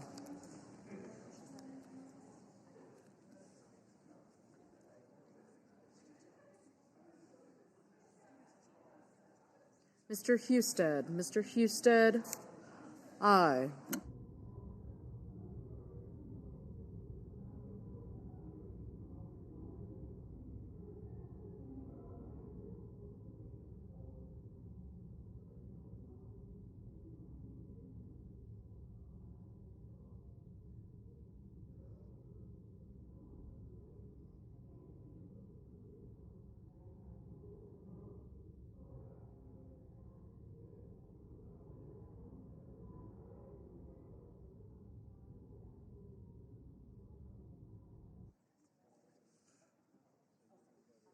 Mr. Murphy. Mr. Murphy? No. Mr. Sanders. Mr. Sanders? No.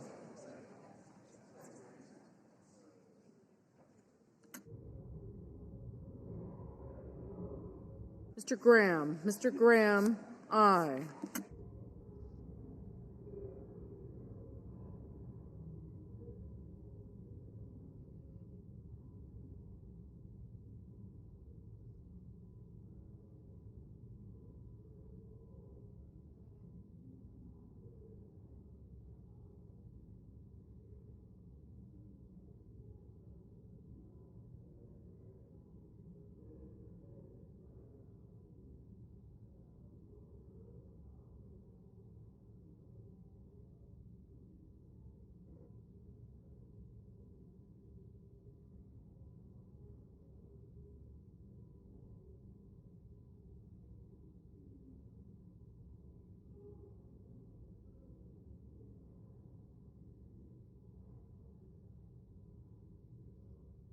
Mr. Marino. Mr. Marino?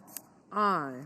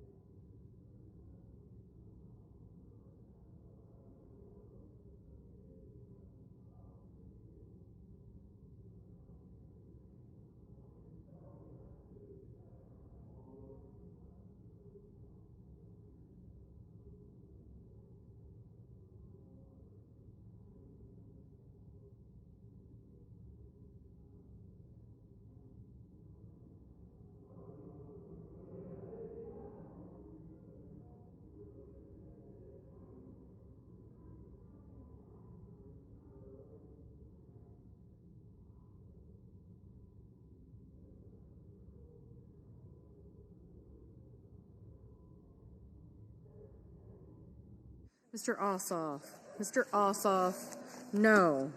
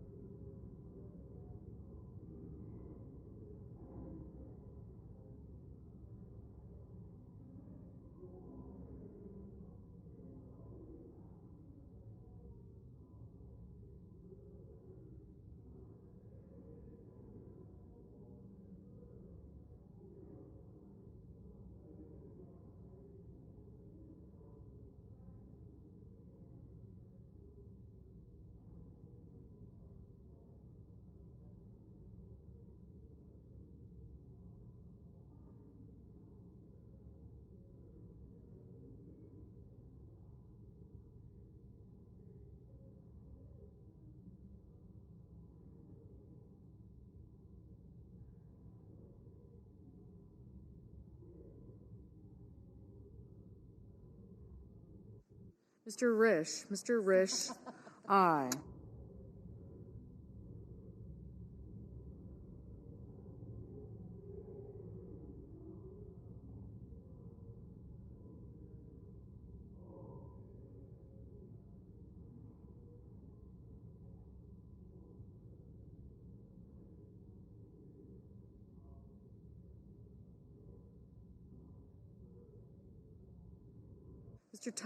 Mr. Tuberville, aye.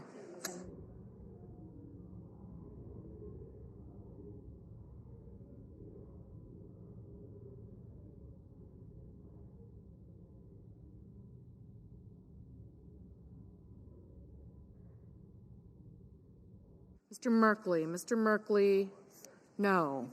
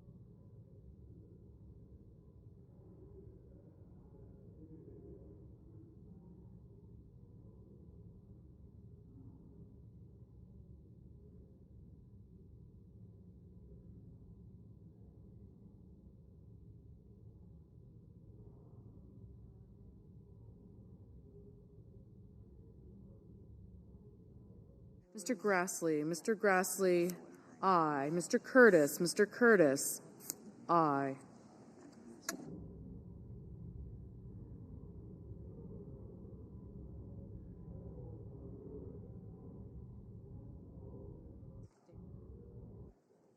Mr. Kennedy, aye. Mr. Scott of Florida, aye.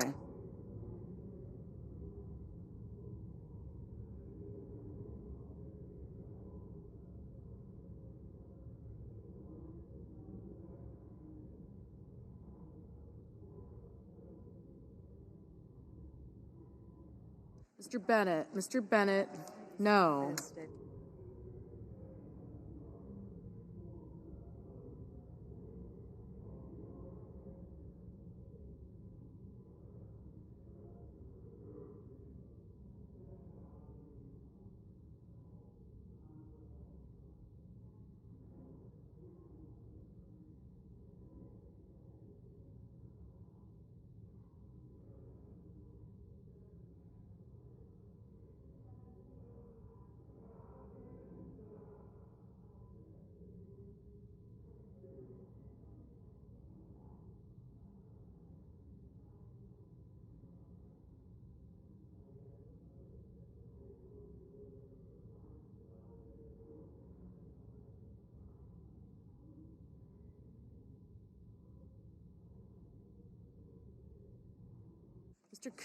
Mr. Coons, no.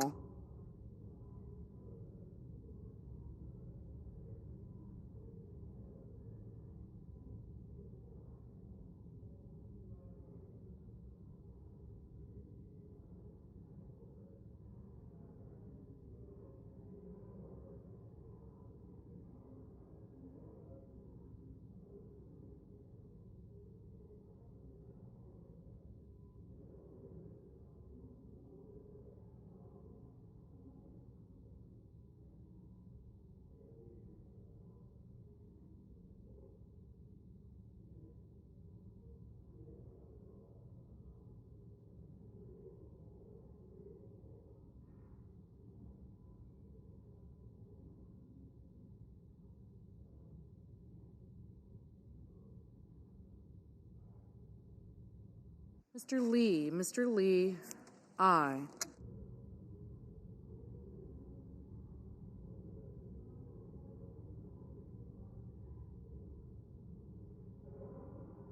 Mr. Schiff, no.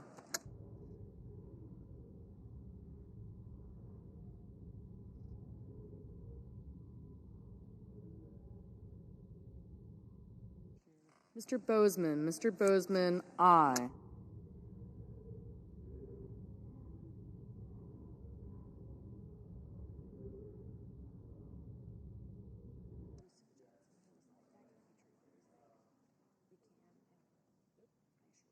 Mr. Hoven, aye.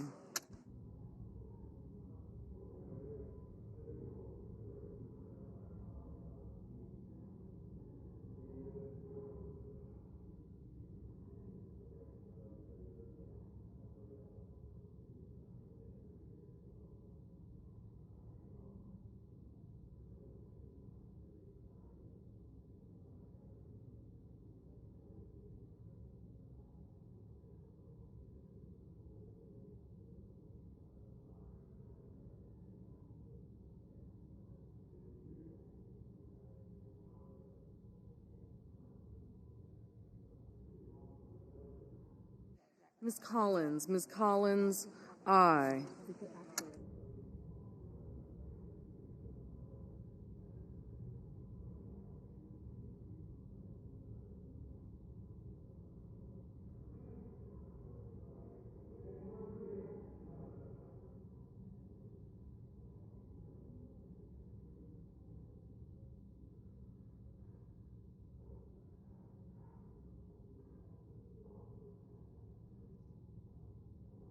Mr. Cassidy, aye.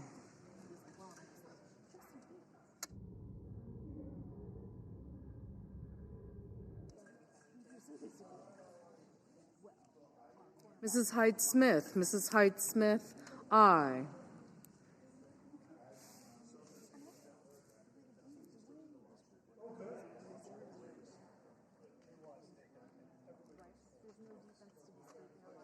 Ms. Ernst, aye.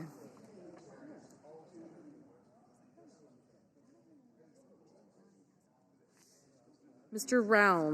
Rounds, aye.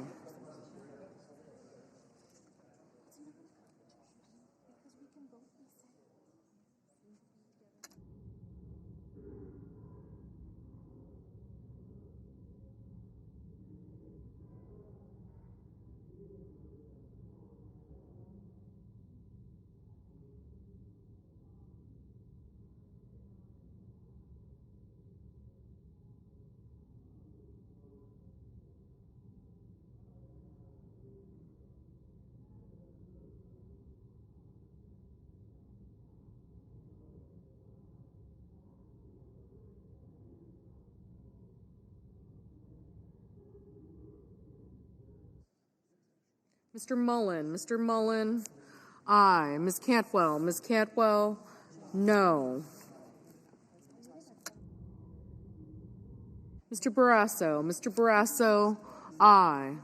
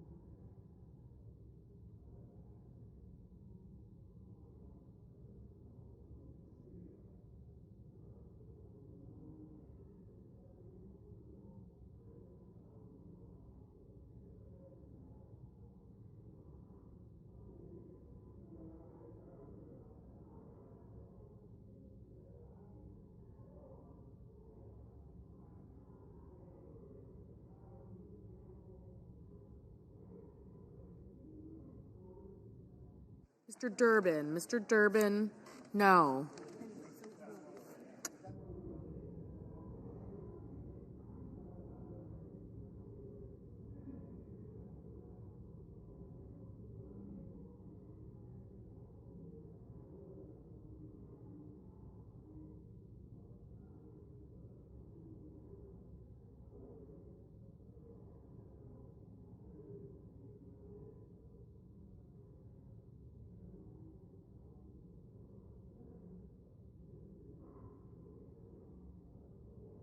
Mr. Fetterman, aye.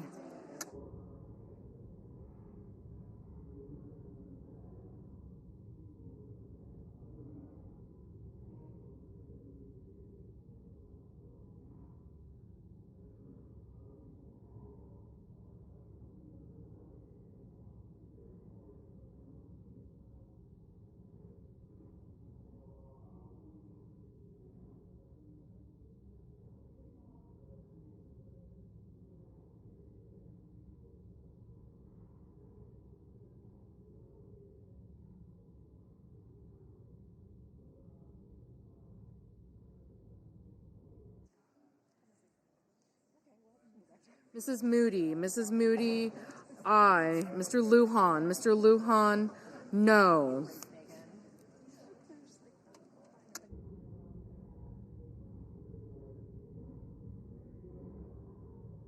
Mr. Warner, no.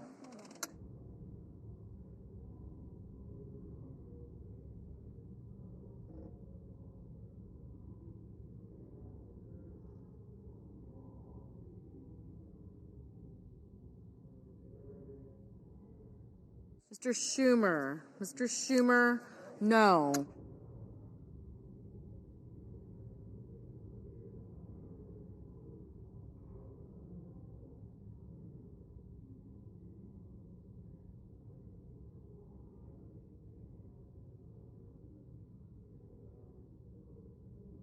Mrs. Gillibrand, no.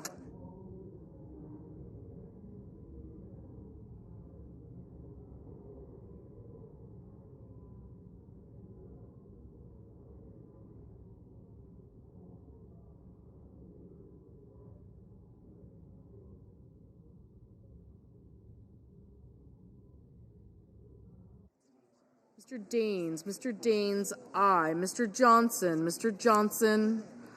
aye. Mr. Moran, aye.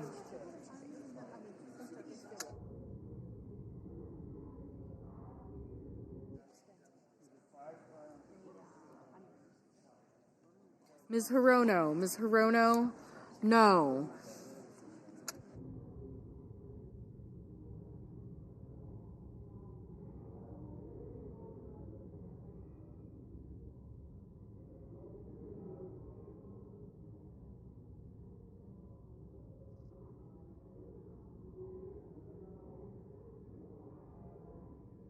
Mr. Young, aye.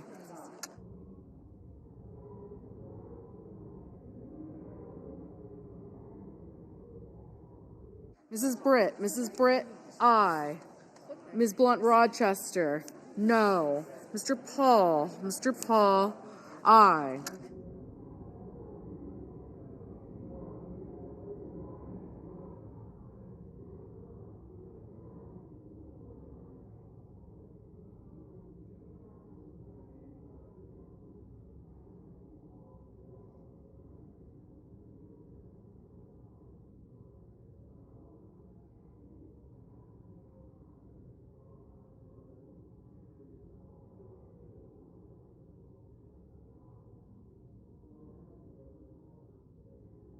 Mr. Ricketts, aye.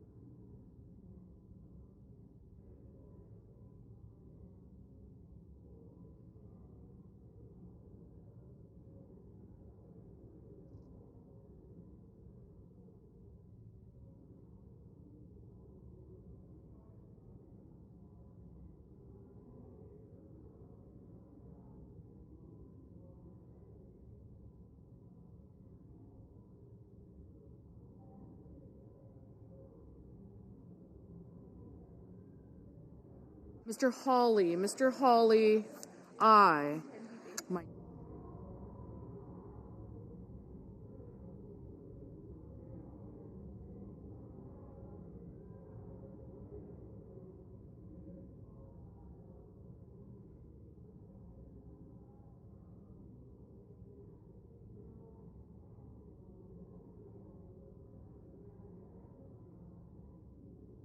Mr. Cruz, aye.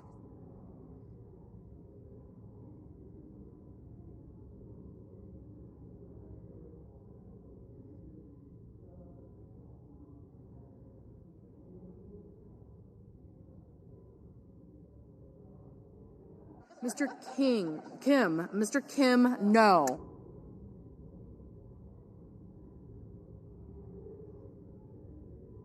Mr. Budd, aye.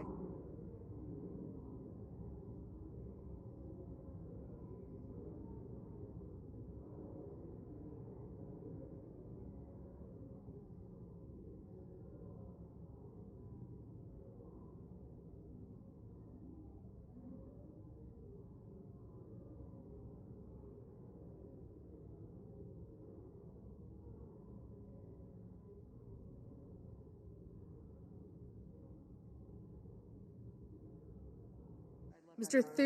Thune, aye.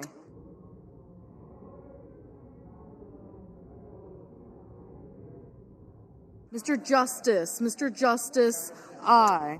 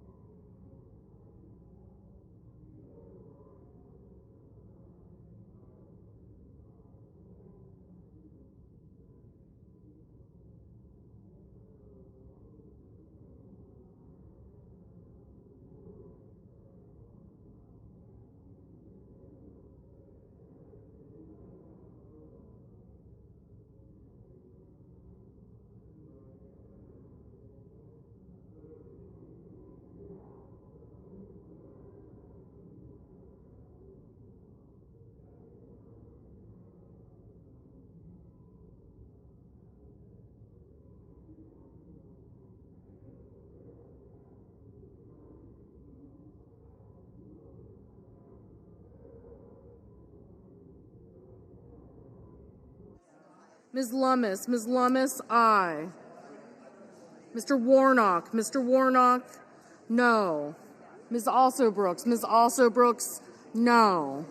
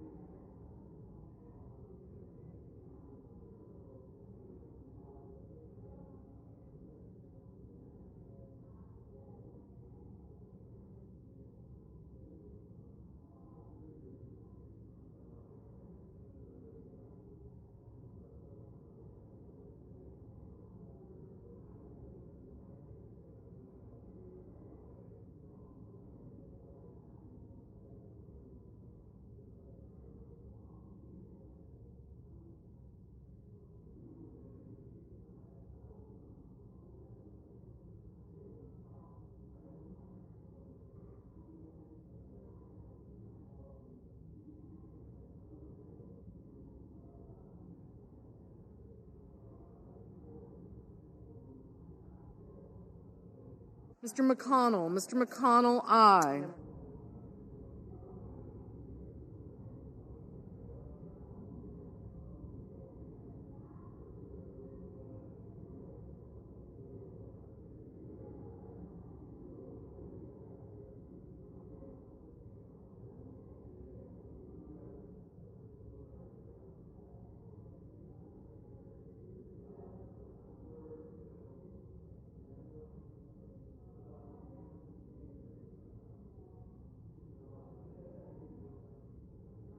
Ms. Klobuchar. Ms. Klobuchar, no.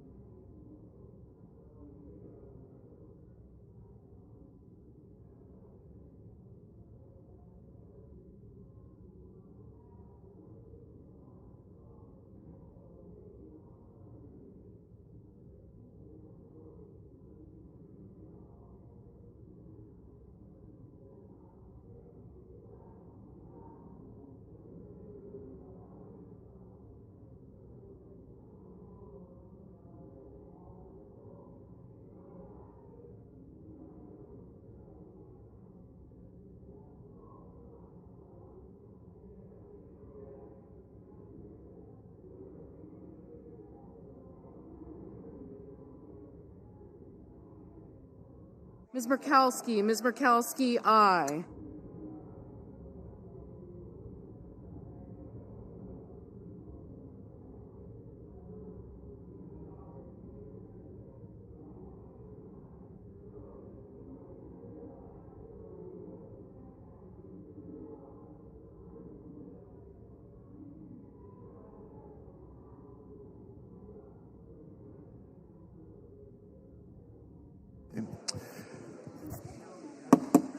On this vote, the yeas are 52, the nays are 45. The joint resolution is passed. Under the previous order, the Committee on Finance is discharged from, and the Senate will proceed to the consideration of Resolution number 88, Senate Res 88, which the clerk will report. SJ Res 88, terminating the national emergency declared to impose global tariffs. Under the previous order, all time has expired, and the joint resolution is considered read a third time. The question occurs on the passage of the joint resolution.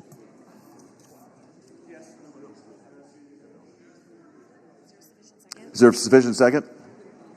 No. There appears to be. The clerk will call the roll, please. What are you going to be? Are you and I? Ms. Alsobrooks, Ms. Baldwin, Mr. Banks, Mr. Barrasso. What are you? Got it. Got it.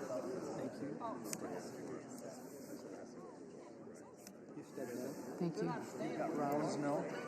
I do have you as no.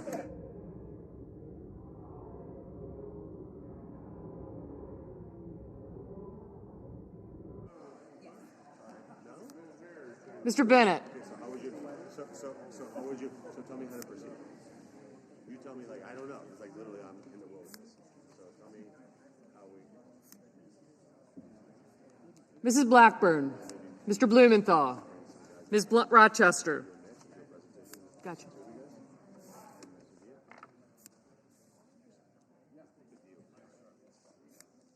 Mr. Booker. Mr. Bozeman. Mrs. Britt. Mr. Budd.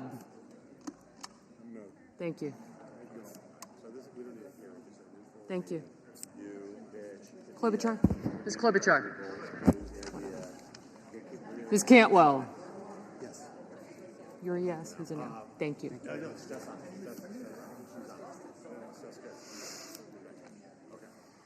I got you.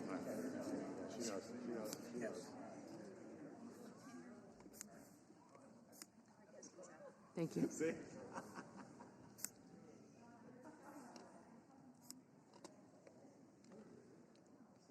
Mrs. Capito, Mr. Cassidy, Ms. Collins, Mr. Coons, Mr. Cornyn, Ms. Cortez Masto, Mr. Cotton, Mr. Kramer,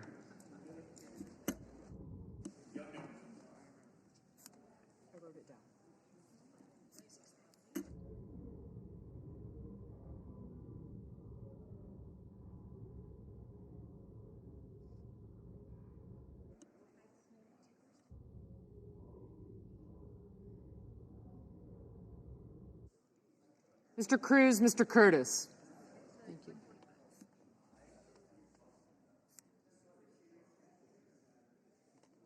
Mr. Daines, Ms. Duckworth, Mr. Durbin, Ms. Ernst, Mr. Fetterman, Mrs. Fisher, Mr. Gallego, Mrs. Gillibrand, Mr. Graham, Mr. Grassley, Mr. Haggerty, Ms. Hassan, Mr. Hawley, Mr. Heinrich. I am a yes. Thank you. Mr. Hickenlooper. Ms. Hirono, Mr. Hoven, Mr. Husted, Mrs. Hyde-Smith, Mr. Johnson, Mr. Justice,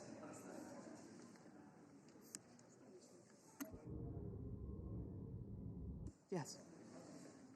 Mr. Kane, Mr. Kelly, Mr. Kennedy, Mr. Kim, Mr. King, Ms. Klobuchar.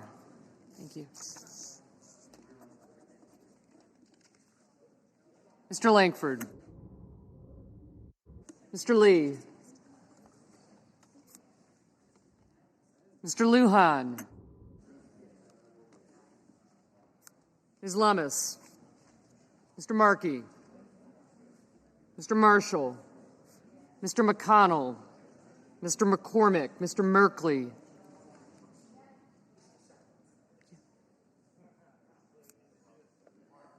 Mrs. Moody, Mr. Moran, Mr. Marino, Mr. Mullen, Ms. Murkowski, Mr. Murphy, Mrs. Murray, Mr. Ossoff, Mr. Padilla,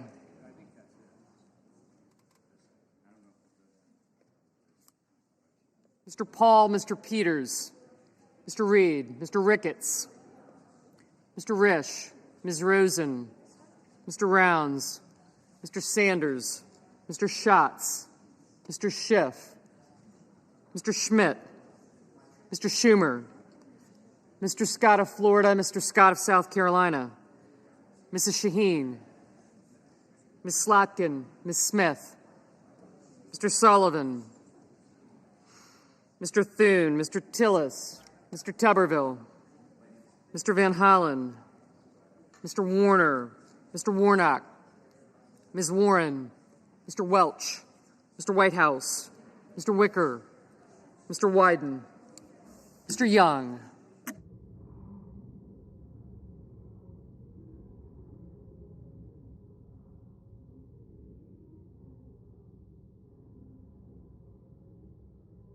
Senators voting in the affirmative: Alsobrooks, Blunt Rochester, Collins, Durbin, Fetterman, Hirono, Kim, Klobuchar, Lujan, Markey, Murkowski, Murray, Paul, Reed, Schiff, Warner, Whitehouse, and Wyden.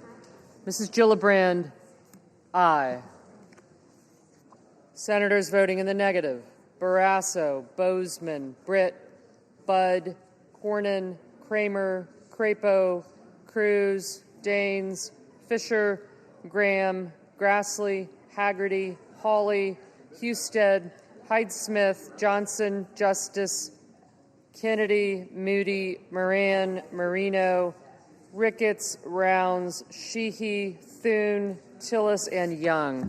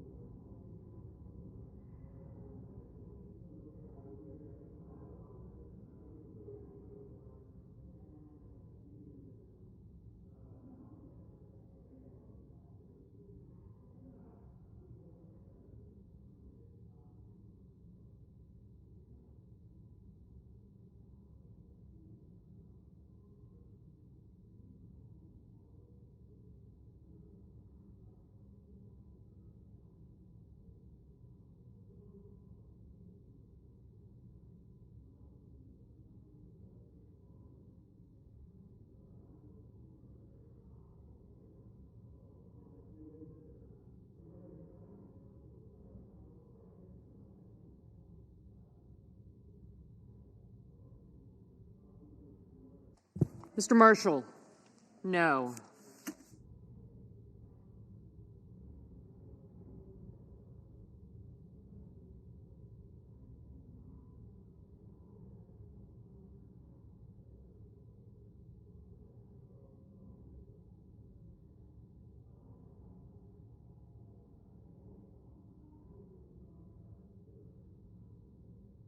Ms. Duckworth, aye.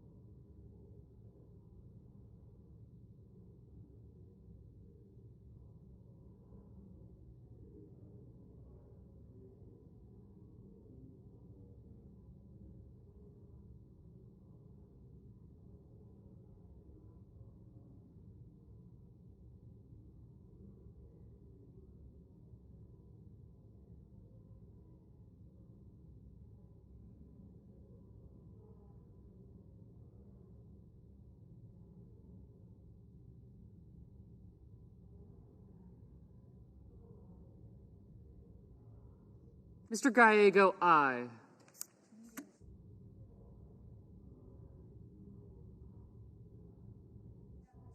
Mrs. Blackburn, no.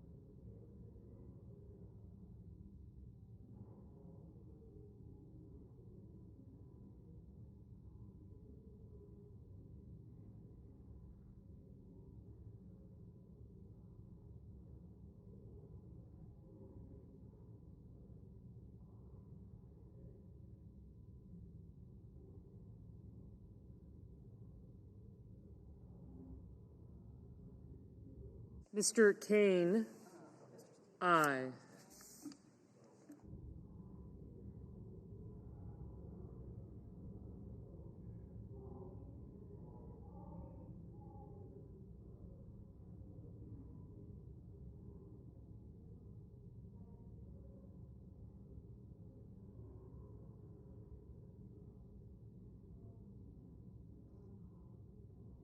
Mr. Cassidy, no.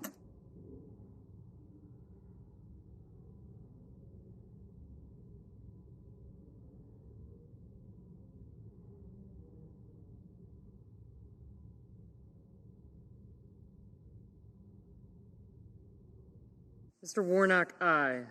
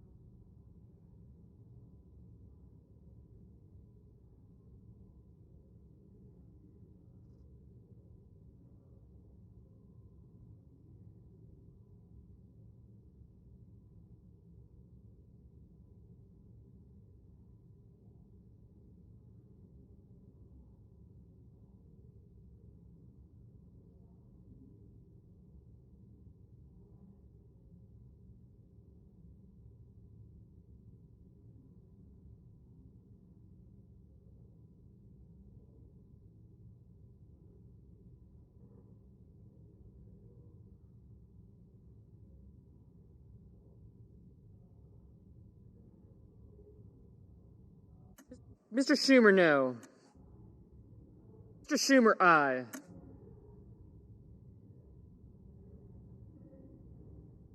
Mr. Heinrich, aye.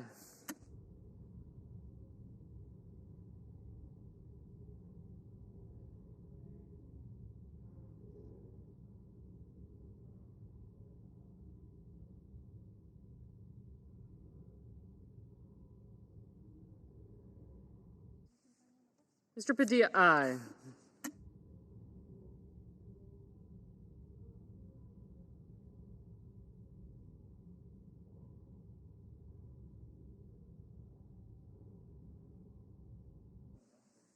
Mr. Sullivan, no.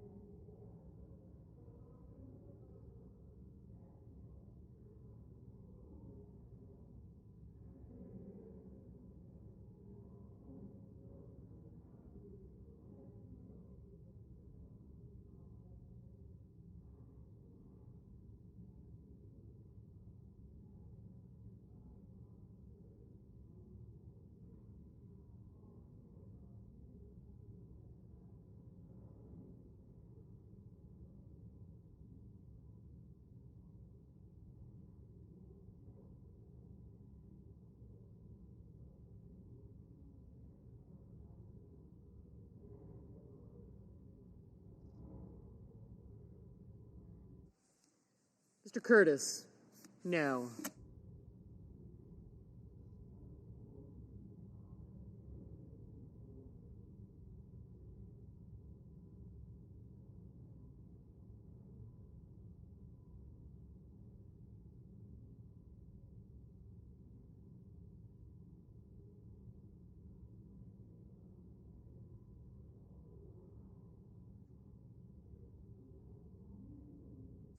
Mrs. Capito, no.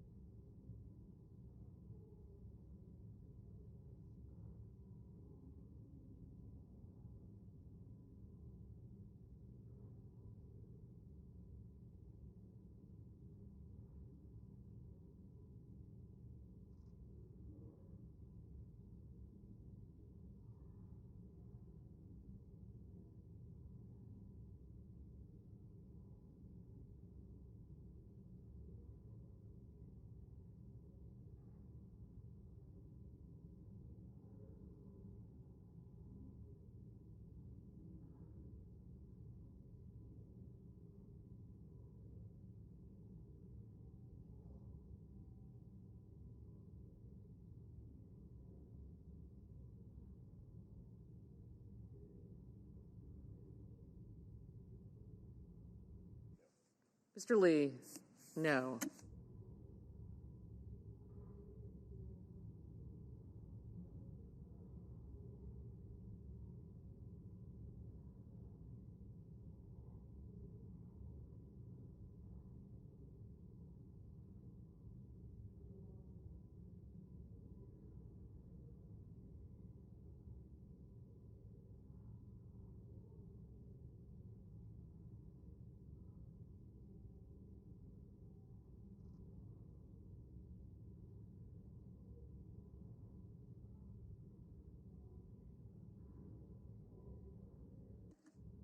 Mr. Hoven, no.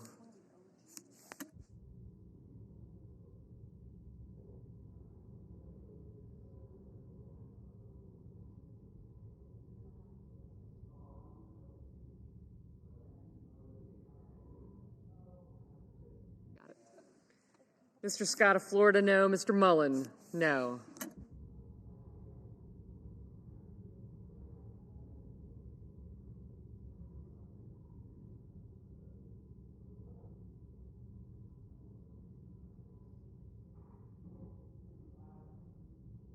Mr. Schatz, aye.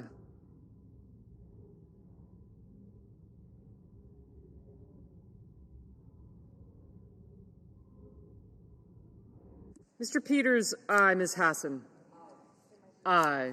Mr. Coons, aye.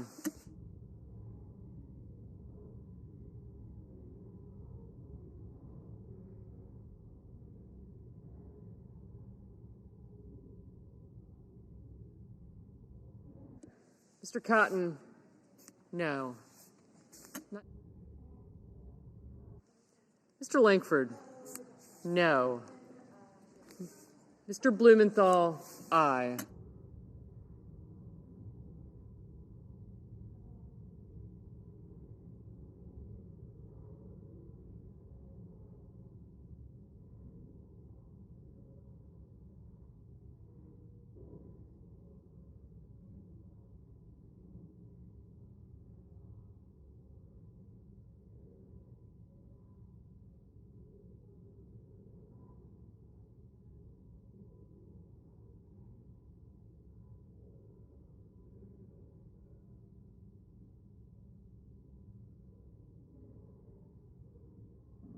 Ms. Ernst? No.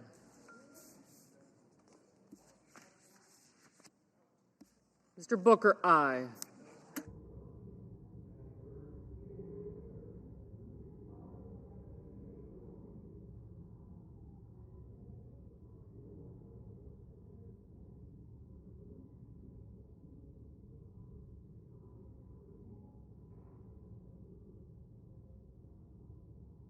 Ms. Cantwell, aye.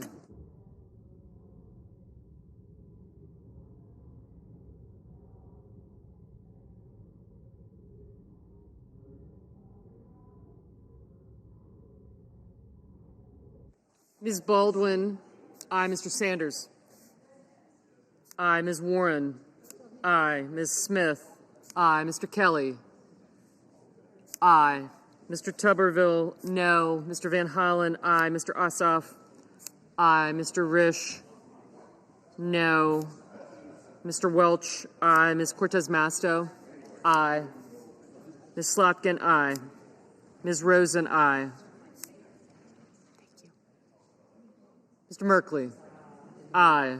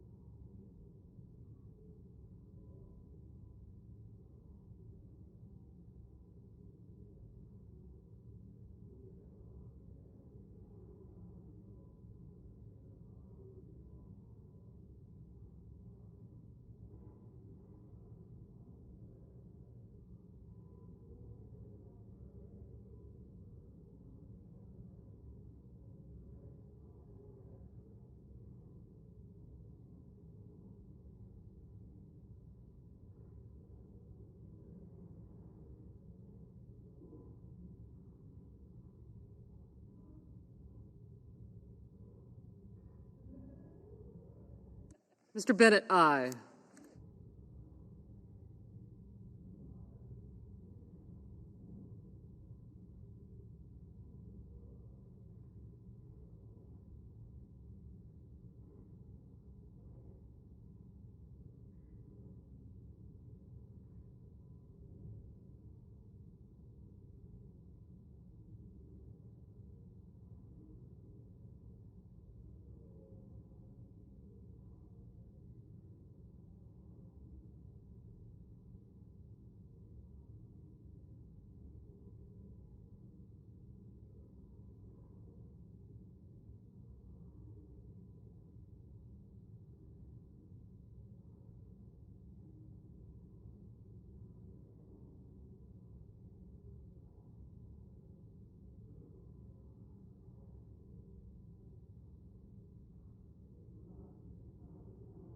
Ms. Lummis, no.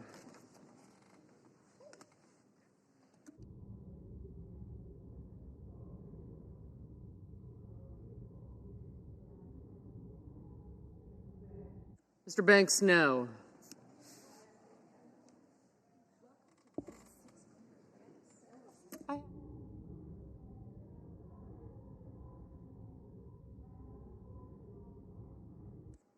Mr. Murphy, aye.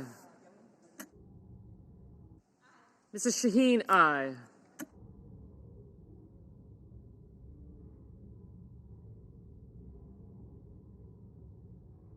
Mr. Hickenlooper, aye.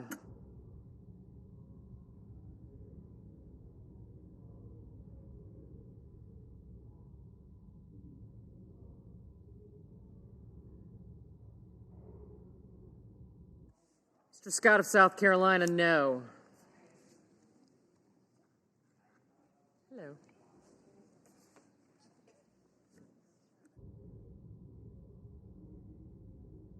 Mr. McCormick, no.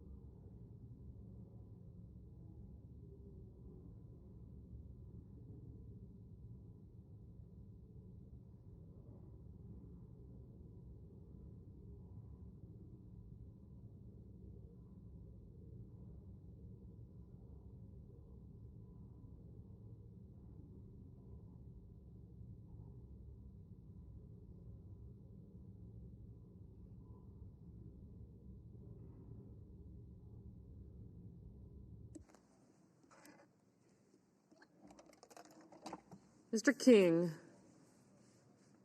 aye.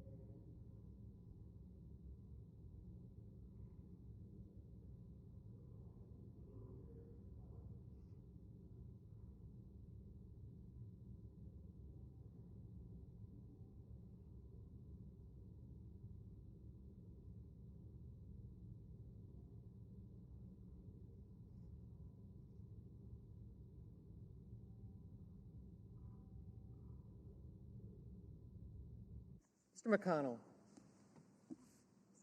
Aye.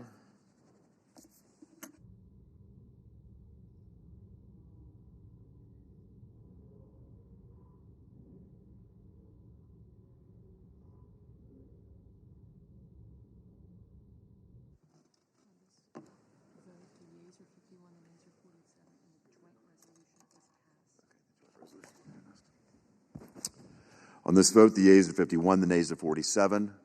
The joint resolution is passed. Thanks.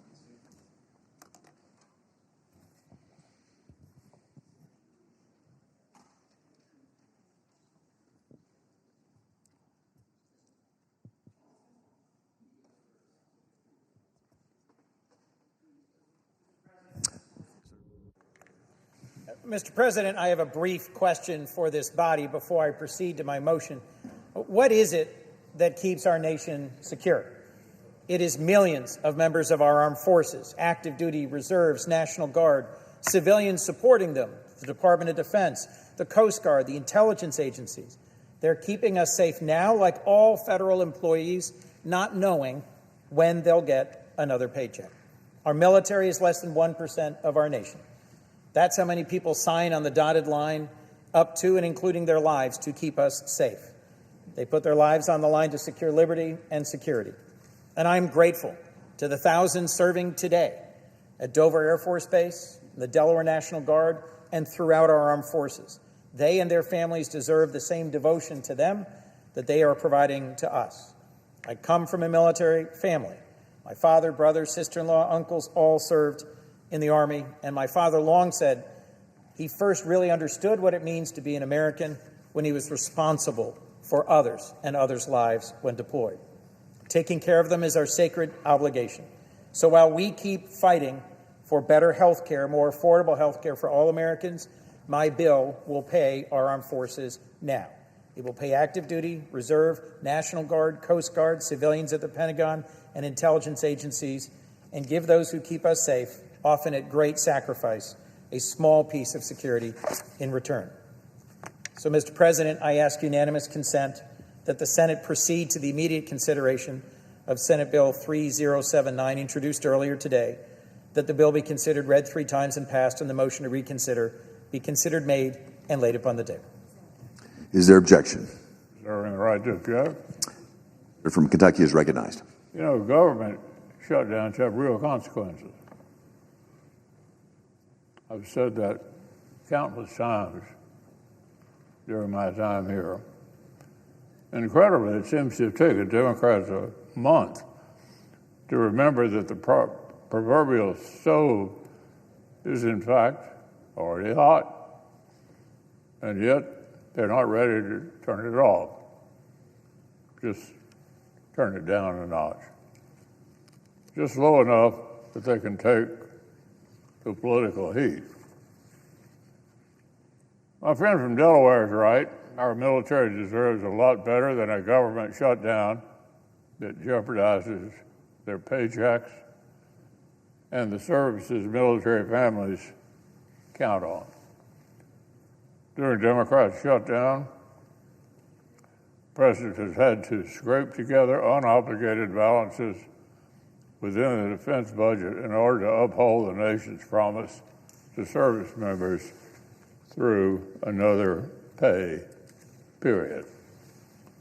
I certainly hope he won't have to divert resources from urgent modernization again to make payroll in another 2 weeks. But that ball, of course, is in the Democrats' court. I hope they'll realize soon that the surest way to help service members and civilian DOD employees is to simply turn government funding back on and pass full-year appropriations. I know my counterpart on the Defense Appropriations Subcommittee, of all people, understands this. He knows what would really help our armed forces because he and I work closely together on a full-year bill for defense that would pay service members and invest more in the capabilities they need to keep America safe. I'm grateful for Senator Coons' collaboration on the bipartisan bill that earned overwhelming support in committee and would add $22 billion above the President's defense request. This, by the way, is the bill that almost every Democrat voted against considering 2 weeks ago. I know the ranking member cares about the promises we make to the all-volunteer force and the challenges we expect them to face. I know he's concerned about the erosion of Congress' authority to set and fund national security priorities. So am I. And if we cannot appropriate, we will render ourselves completely irrelevant. The way to provide real certainty and deliver serious full-year appropriations just open the government back up and pass our bill. It's really that simple. Therefore, I object. The objection is heard. Senator from Delaware. Mr. President, I want to convey my thanks, my gratitude to the chair of the Defense Appropriations Subcommittee, my colleague and friend from Kentucky. But we and our staff have had a genuinely constructive and positive process in appropriations this year. Frankly, overall, the Senate Appropriations Committee has worked well. We have passed out of committee a significant number of major bills by big bipartisan margins, 26-3 in the case of our bill and the Labor, Health, and Human Services bill. But there's a stark contrast between the real progress we're making on appropriations and the lack of progress on addressing the core issue of can Americans afford their health care. Of course I want to move ahead and appropriate, as my colleague from Kentucky has indicated. Of course we need to do our job and appropriate for this body to carry out and to continue its core Article 1 responsibility. But part of what has got us to this moment is a vote earlier this year in the big, beautiful bill in July to destroy health care for millions of Americans. We need to find a path forward towards ensuring that millions of Americans do not lose insurance through the Affordable Care Act and Medicaid, something that will raise insurance costs for everyone, that will increase ER wait times in my state and every other. This Saturday, 20 million Americans will see how much their premiums go up. And if the calls that come in to my colleagues are anything like the calls I'm getting, there will be then an accelerated motion towards resolving this issue and moving forward with appropriations. I'll close by just citing one conversation I had yesterday. I spoke with a small business owner from Delaware. Her name is Jan. She's a stage 4 cancer survivor. She's a small business owner. She told me yesterday, without the Affordable Care Act, she would have died 10 years ago because insurance would have dropped her. And if her rates double, she will need to close her business of 30 years. This is one of many stories of entrepreneurs, of families, of veterans, of service members, of constituents who've reached out to me. There is an urgency about reopening the government. Yes, I agree. And an urgency about finding a path forward on health care. We should be negotiating both now. Thank you, Mr. President. With that, I yield the floor.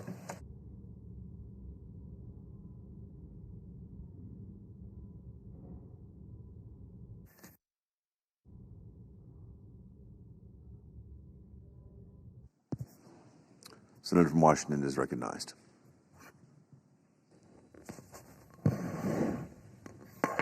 Thank you, Mr. President. This week, the U.S.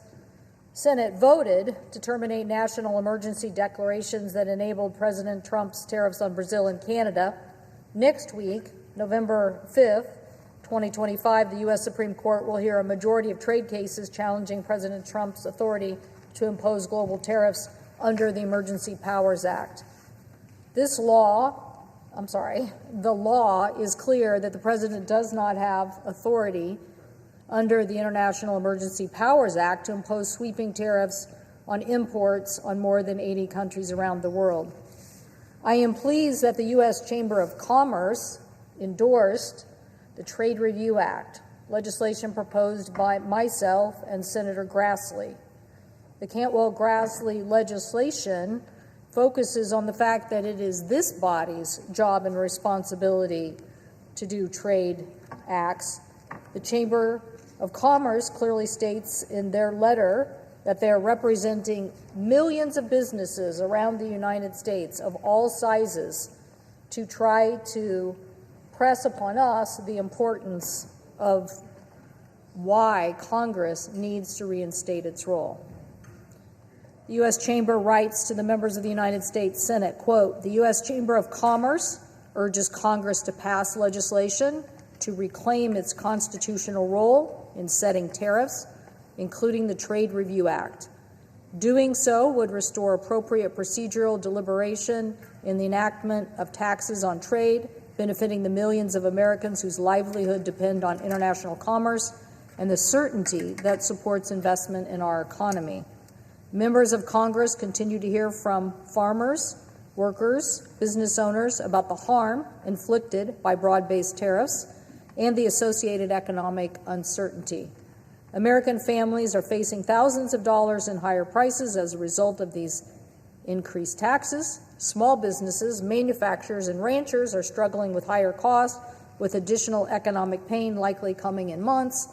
The Chamber, meaning the U.S. Chamber, has long supported legislative proposals to reassert congressional prerogatives on trade as means to secure durable outcomes. The Constitution grants exclusive authority to Congress to lay and collect taxes, duties, and impose an excise, and to regulate commerce with foreign nations. And exercising leadership on this front should be a priority in the context of today's challenging economic outlook. By establishing a more deliberate process for enacting tariffs, Congress can ensure that the appropriate stakeholders, consultation, and methodological assessments of costs precede any decision to raise taxes on traded goods. To date, several proposals have been introduced that address these concerns, including, but not limited to, the Bipartisan Trade Review Act, and as well as resolutions terminating the National Emergency Declaration on Tariffs, SJ-88 and SJ-Res 77. The Chamber urges members of Congress to work across the aisle to enact this legislation, requiring an up or down vote for any new tariffs and those imposed in the year to date. And this is signed by Neil Bradley, Executive Vice President, Chief of Policy, Head of Strategic Advocacy for the U.S. Chamber of Commerce. Mr. President, I would like to enter this into the record. Without objection.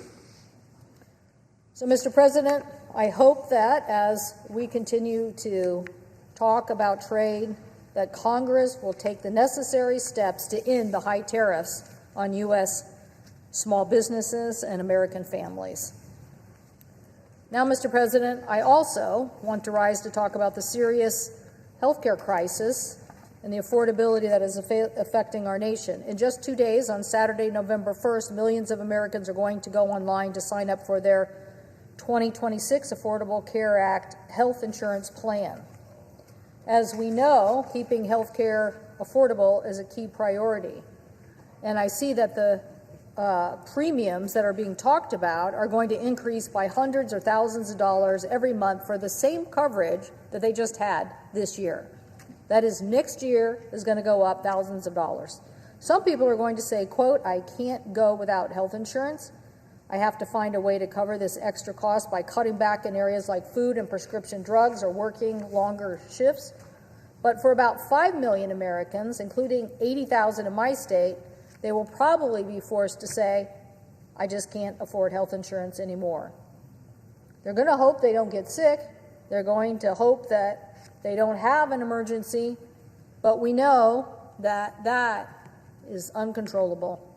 Last week, my office released a case study detailing what this decision would look like for a married couple in Washington state making $120,000 per year. Across all 39 counties in my state, couples in this situation would have to decide what to do in the face of an average premium increase of a whopping $1,049 per month. That is, their costs are going to go up $12,000 per year. Here's just one example in King County, my state's largest county. This couple would go from paying $525 a month to nearly $1,386 a month. This problem isn't unique to Washington. There are other parts of the United States that are seeing the same thing. Hopefully all this data is being released to individuals, and hopefully our colleagues are paying attention to this because it is showing what premium increases look like. But a couple in the state of Alabama, a single woman in Alabama making $65,000 a year could see her premium increase 43% from the 2025 levels. It means she would pay an additional increase from going from $314 a month to $452 a month. Another example from a family of four in Texas, parents making $70,000 a year, but don't just get insurance through their jobs. Their insurance would cost $505 in 2025, but without the extended premium tax credit, likely to face a $1,551 increase per month. So these costs are adding up on American families. Together, these costs continue to hold individual households and their budgets in an undesirable position. We're already hearing stories about people being squeezed in medical procedures before the end of 2025. To make matters worse, families with massive increases in premiums and the rise in inflation that we've seen since January of this year, households are trying to decide whether they take care of health care or groceries or electricity. And the sad truth is that we could have worked this out. We could have done this in the bill that was passed earlier this year. Congress could be working right now even on working down the cost of insurance premium for 24,000 Americans. But instead, people are refusing to come to the table to discuss this issue. The Senate needs to be the place we used to be, that is, getting legislation done. We need to work together collectively to have votes and to discuss how to solve these problems in good faith across the aisle. We should be extending the ACA premiums now and making sure these prices don't rise, and continuing to work on long-term solutions to make health insurance more affordable for Americans. So I urge my colleagues to continue to work with us. The ACA tax credits expiring at the end of this year, and this enrollment that we're going to see on November 1st, that everybody is going to see how much these costs are going up. I'm asking my colleagues, let's roll up our sleeves. Let's work to lower these costs. I know that in the Affordable Care Act, there are states like New York, Oregon, Minnesota, who had the basic health plan. The basic health plan provision, modeled on something our state had first done, lowered the costs for a lot of working families across the United States. Programs like this should be considered in solutions that would help us lower costs for the future. I thank the President, and I yield the floor.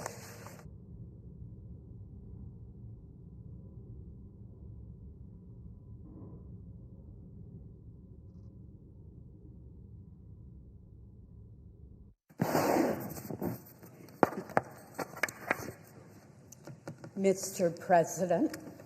Senator from Maine is recognized. Thank you, Mr. President. Mr. President, I rise today in strong support of Joshua Dunlop to serve on the U.S. Court of Appeals for the First Circuit. Josh is an attorney of extraordinary intelligence, extensive experience, and demonstrated integrity. He is highly respected in the legal community throughout the state of Maine, and I urge my colleagues to support his nomination to the First Circuit. Josh grew up in Vassalboro, Maine, and now lives in Scarborough with his wife, Sydney, and their 3 children. He graduated first in his class from Notre Dame Law School where he received the law school's highest honor, awarded to the student with the most distinguished academic record. He then clerked for Judge Paul Kelly of the U.S. Court of Appeals for the 10th Circuit. In 2009, Josh joined the very well-respected law firm Pierce Atwood in Portland, Maine. During his 16 years at the firm, he has specialized in complex civil litigation matters and currently serves as co-chair of the firm's appellate team. Josh is admitted to practice in multiple U.S. courts of appeal and the United States Supreme Court. He has also assisted special masters in 3 original jurisdiction proceedings before the Supreme Court. Finally, Josh also chairs the Maine Appellate Rules Committee, to which he was appointed by the Maine Supreme Judicial Court. Mr. President, this impressive experience, coupled with his intelligence and integrity, makes Josh exceptionally well qualified to serve on the First Circuit. His substantial appellate litigation experience will also bring a practitioner's perspective to the court.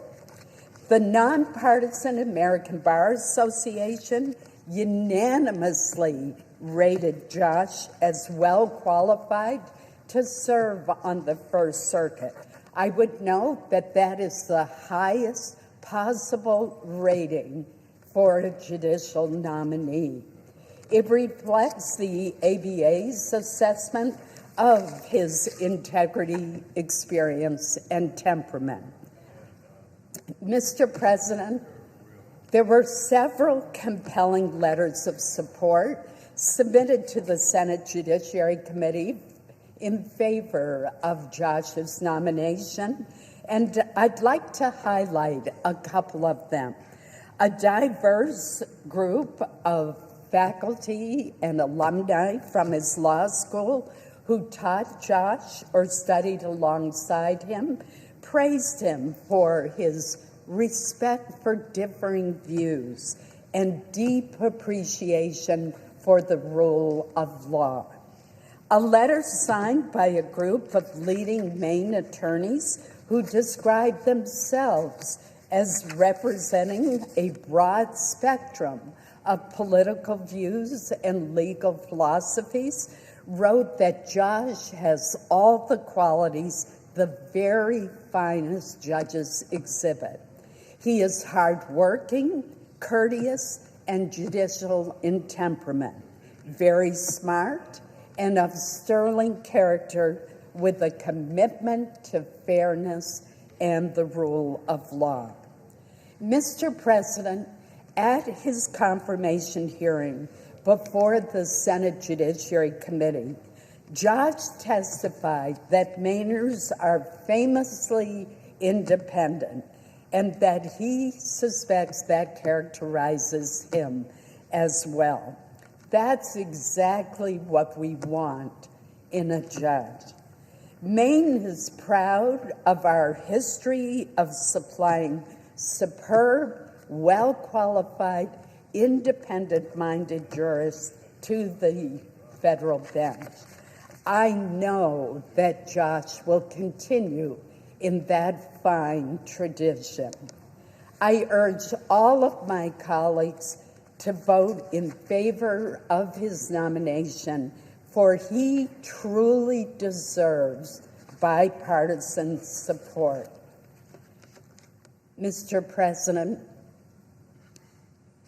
seeing that there are no other speakers, I would ask unanimous consent that the already scheduled vote begin immediately. Without objection. The clerk will report the motion to invoke cloture. vote your motion, and we, the undersigned senators, in accordance with the provisions of Rule 22 of the Standing Rules of the Senate, do hereby move to bring to a close debate on the nomination of Joshua D. Dunlap of Maine to be United States Circuit Judge for the First Circuit, signed by 17 senators. By unanimous consent, the mandatory quorum call has been waived. The question is it the sense of the Senate that debate on the nomination of Joshua D. Dunlap of Maine to be United States Circuit Judge for the First Circuit shall be brought to a close? The ayes and nays are mandatory under the rules. The clerk will call the roll. Ms. Alsobrooks, Ms. Baldwin, Mr. Banks, Mr. Barrasso, Mr. Bennett, Mrs. Blackburn, Mr. Blumenthal, Ms. Blunt-Rochester, Mr. Booker, Mr. Bozeman, Mrs. Britt, Mr. Budd, Ms. Cantwell, Mrs. Capito, Mr. Cassidy, Ms. Collins.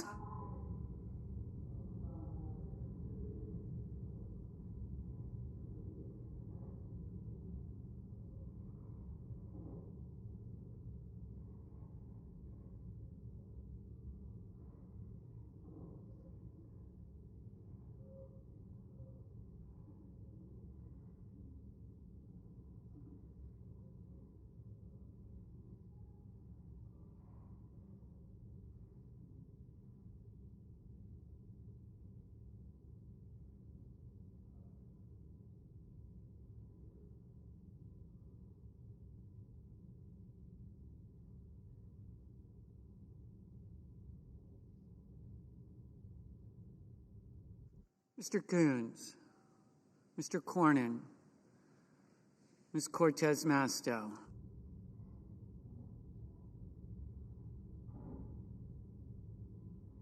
Mr. Cotton, Mr. Kramer, Mr. Crapo, Mr. Cruz, Mr. Curtis,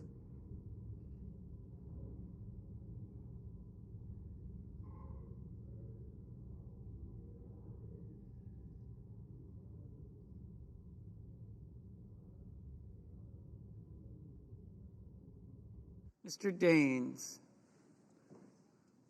Ms. Duckworth, Mr. Durbin, Ms. Ernst, Mr. Fetterman, Mrs. Fisher, Mr. Gallego,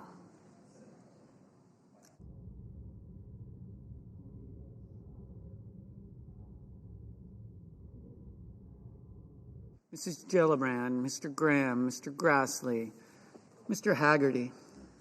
Haggerty's aye.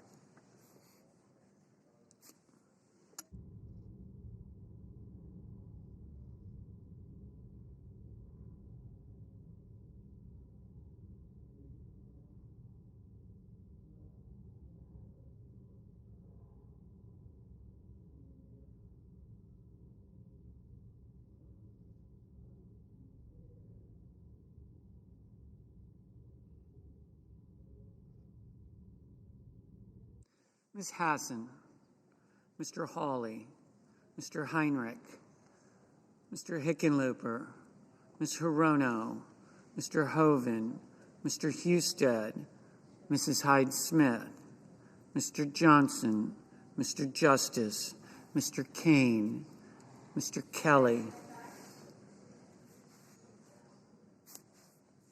Mr. Kennedy, Mr. Kim, Mr. King, Ms. Klobuchar, Mr. Langford, Mr. Lee, Mr. Lujan, Ms. Lummis, Mr. Markey, Mr. Marshall, Mr. McConnell, Mr. McCormick, Mr. Merkley, Mrs. Moody,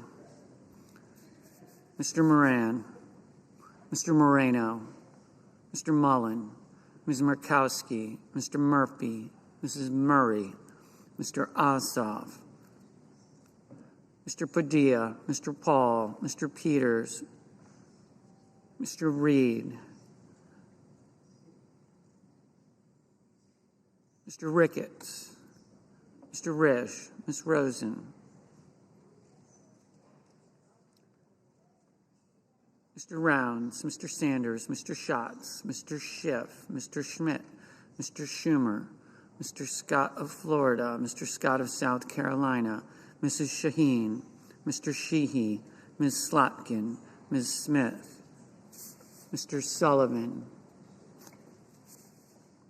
Mr. Thune, Mr. Tillis, Mr. Tuberville, Mr. Van Hollen,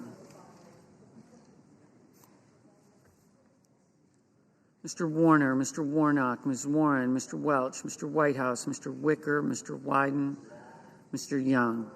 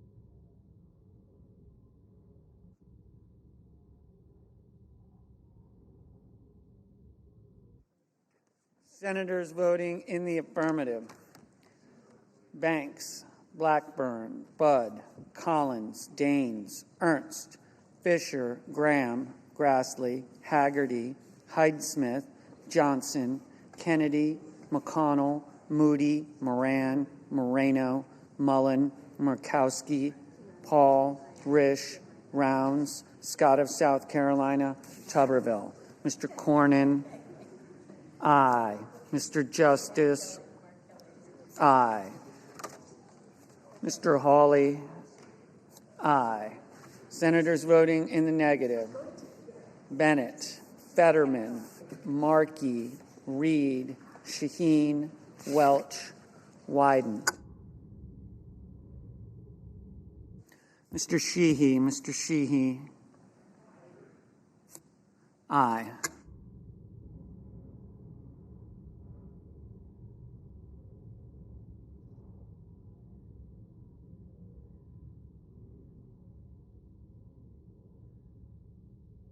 Mr. Scott of Florida, aye. Mrs. Gillibrand, no. Ms. Slotkin, no. Mr. Hoven, aye. Mr. Schatz, no. Mr. Marshall, aye.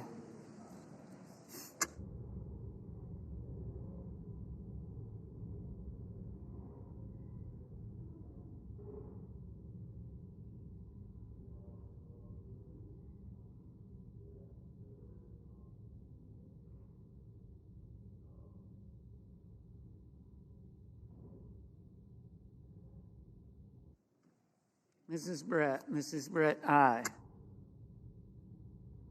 Ms. Alsobrooks, no. Mr. King, no.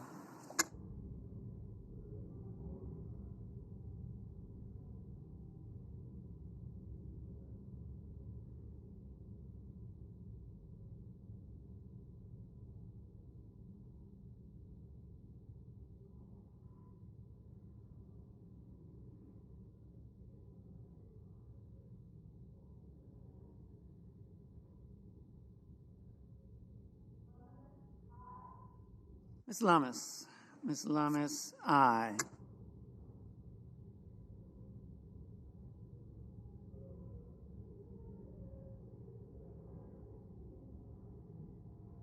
Mr. Warnock, no. Ms. Duckworth, no.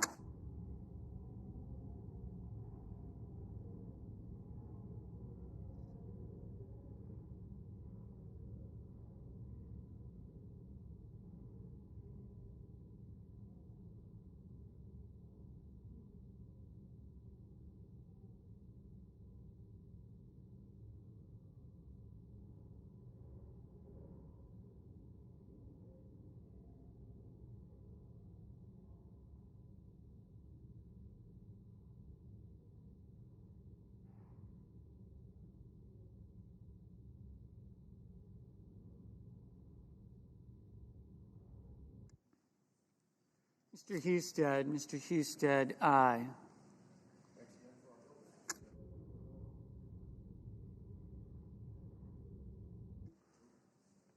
Mr. Whitehouse, no.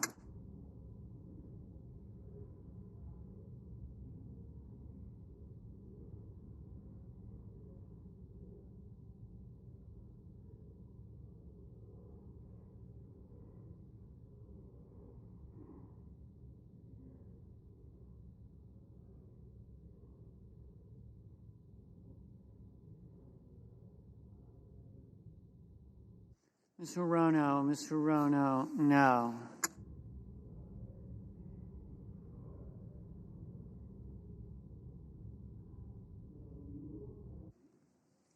Mr. Cassidy, aye. Mr. Cotton, aye.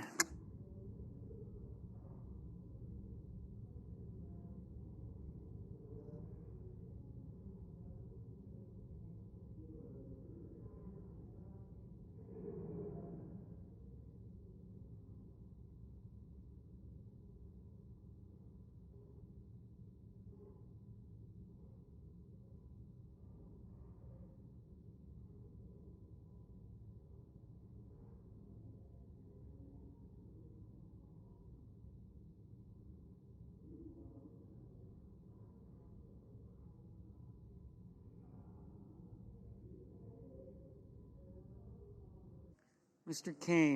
Kane, no. Ms. Hassan, no.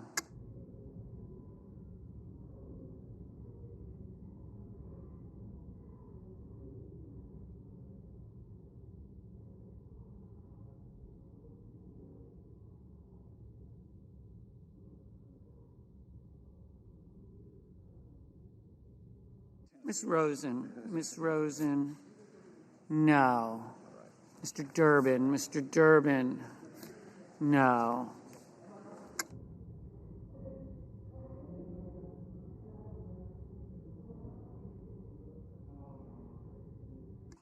Mr.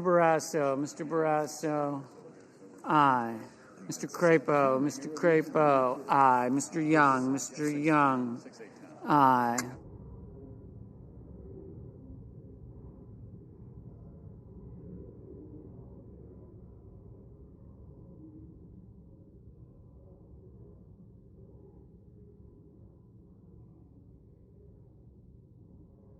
Mr. Sullivan, aye.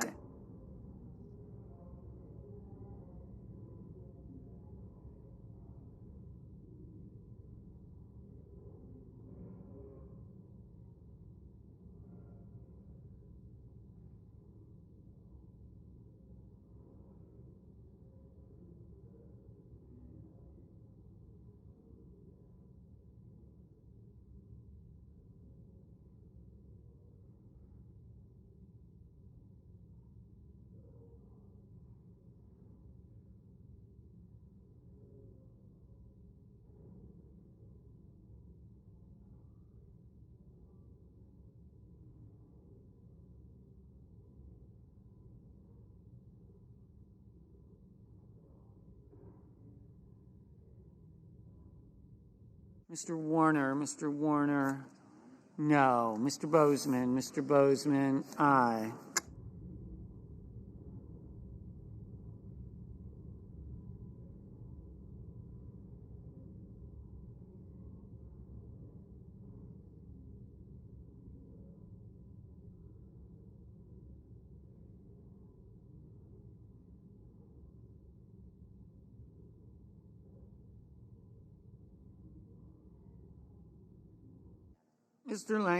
Mr. Lankford, aye.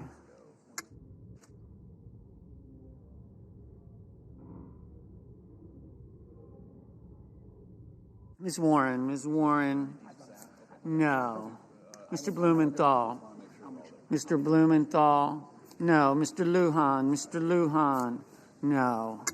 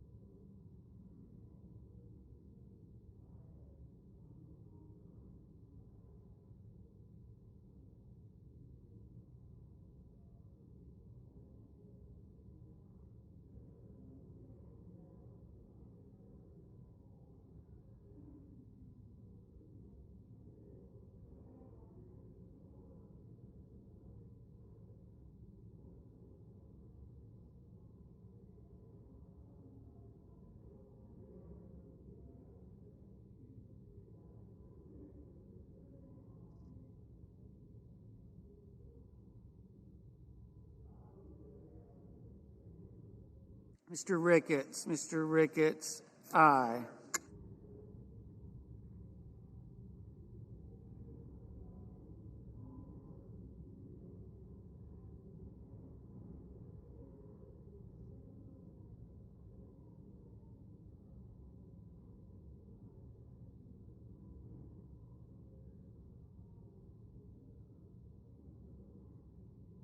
Mr. Tillis, aye.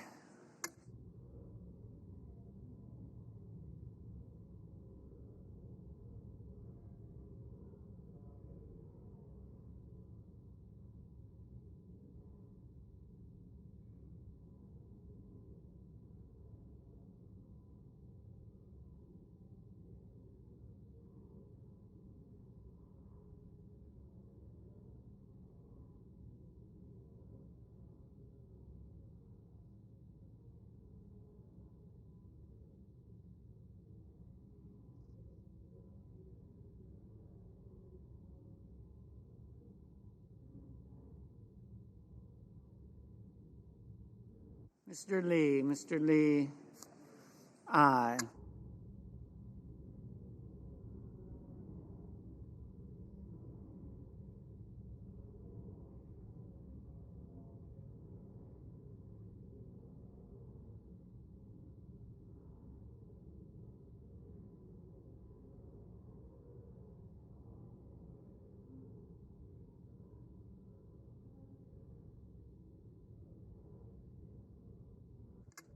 Mr. Curtis, aye. Mr. Booker, no. Ms. Cortez Masto, no.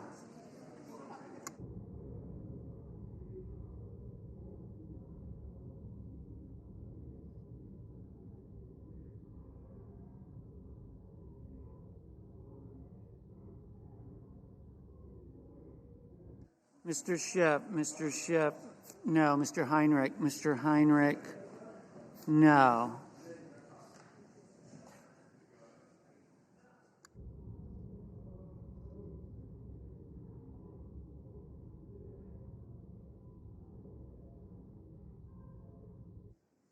Mrs. Murray, no.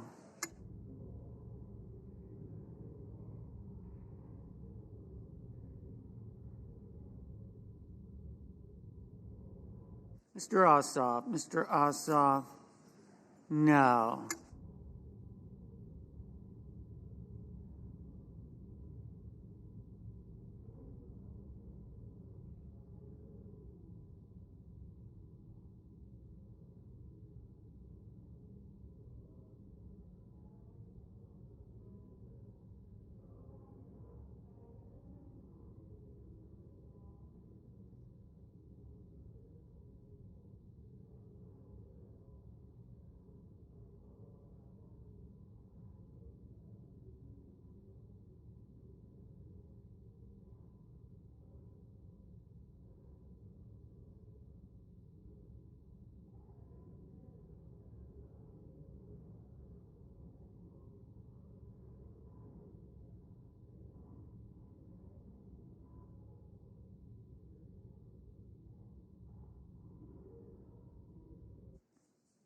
Ms. Blunt Rochester, no.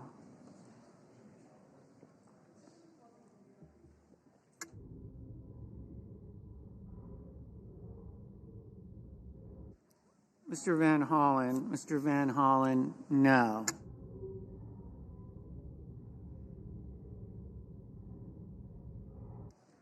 Mr. Kramer, aye.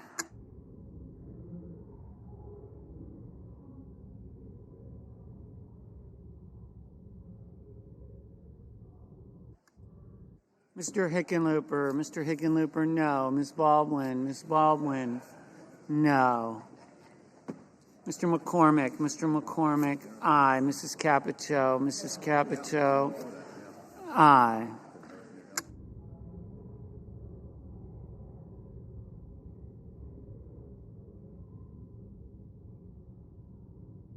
Mr. Gallego, no.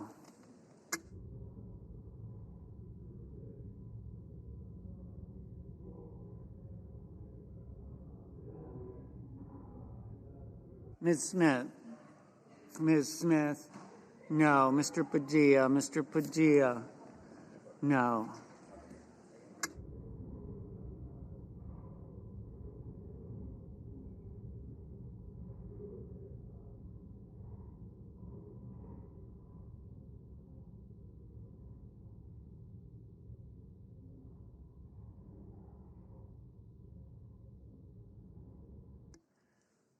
Mr. Peters, no.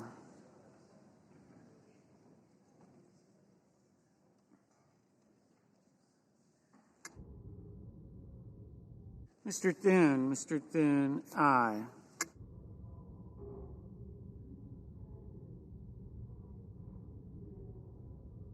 Mr. Kim, no.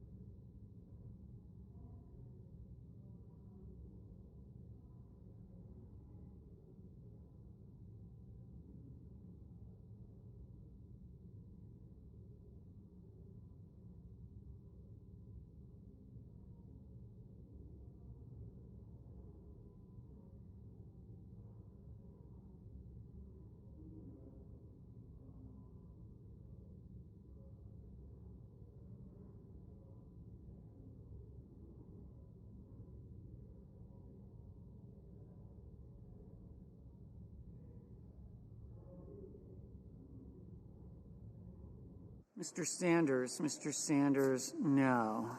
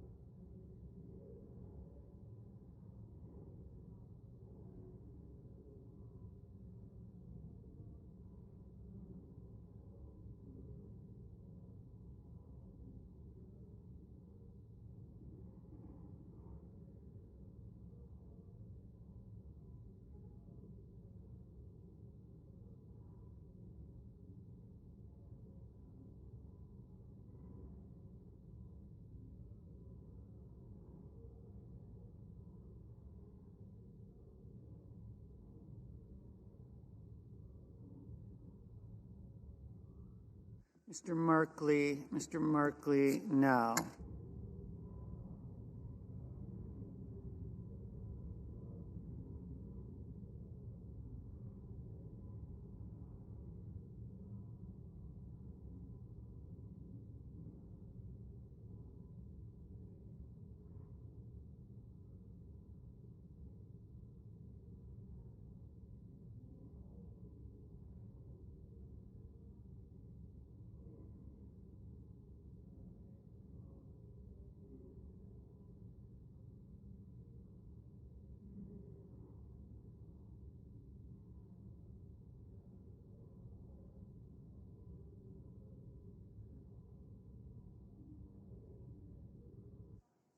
Ms. Cantwell, no.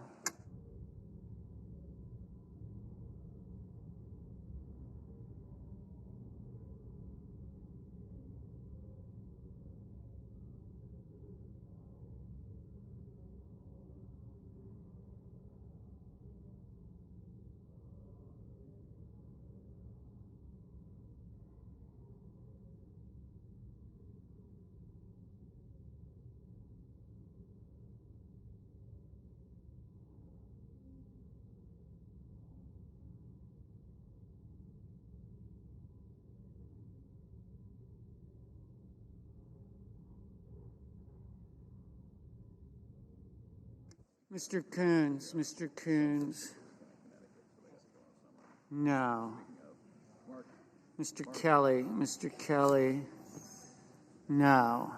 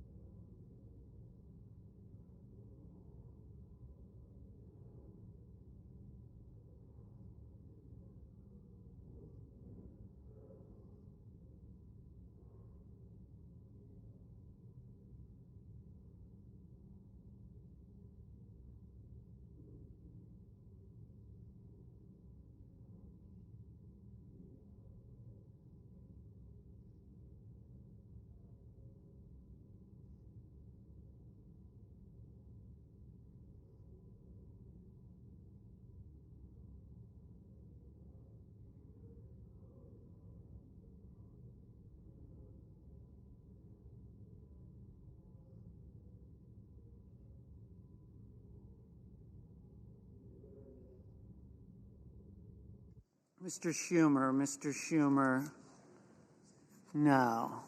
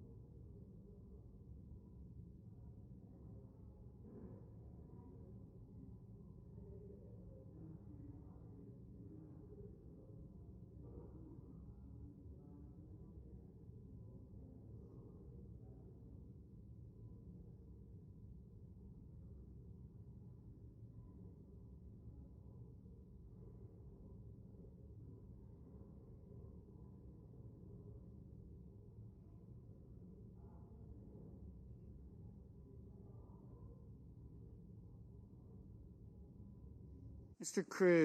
Cruz, aye.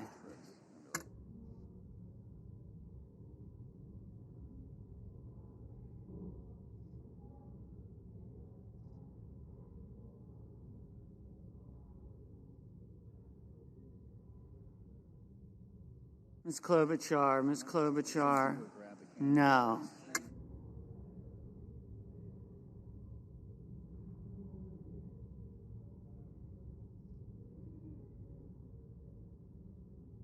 Mr.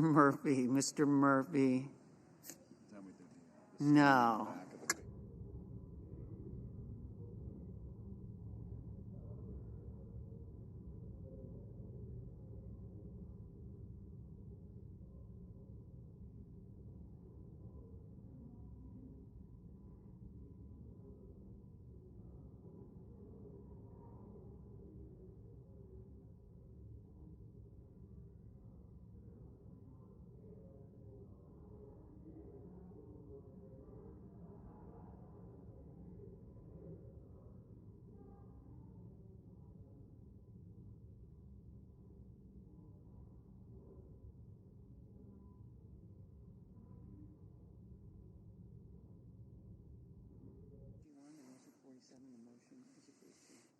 The yeas are 51, the nays are 47. The motion is agreed to. The clerk will report the nomination. Nomination, the judiciary, Joshua D. Dunlap of Maine to be United States Circuit Judge for the First Circuit. President. Senator from Tennessee. Thank you, Mr. President. Today marks nearly a full month since the Schumer shutdown started. That's really a time where the Democrats decided to just go on strike and filibuster a clean CR. And what has happened is our federal law enforcement is being forced to work without pay. Air traffic control towers are understaffed. Flights are delayed, and it has jeopardized nutritional programs for millions of low-income families. And this crisis is something that was entirely, completely unavoidable. Yet the Democrats have voted over and over to keep the government closed, and the reason that they are doing this is the Democrat leader, Chuck Schumer, is holding government hostage to ram through hundreds of billions of dollars in inflationary spending. In other words, we're not spending enough. $38 trillion in debt is not enough. They want to run it up some more. And he claims that this reckless action is needed to stop Republicans, in his words, and I'm going to quote him, from taking health care away, end quote, from Americans by allowing health care subsidies under the Affordable Care Act, or Obamacare, as it is known, and more appropriately known because there's nothing affordable about this thing, and he's saying that these subsidies would expire. The problem is that is a falsehood, and it shows you how our friends across the aisle are willing to put the American people and their lives and SNAP benefits and paychecks in jeopardy in order to achieve a goal. Now, one thing that needs to be understood is that the subsidies that are there for Obamacare, they're permanent.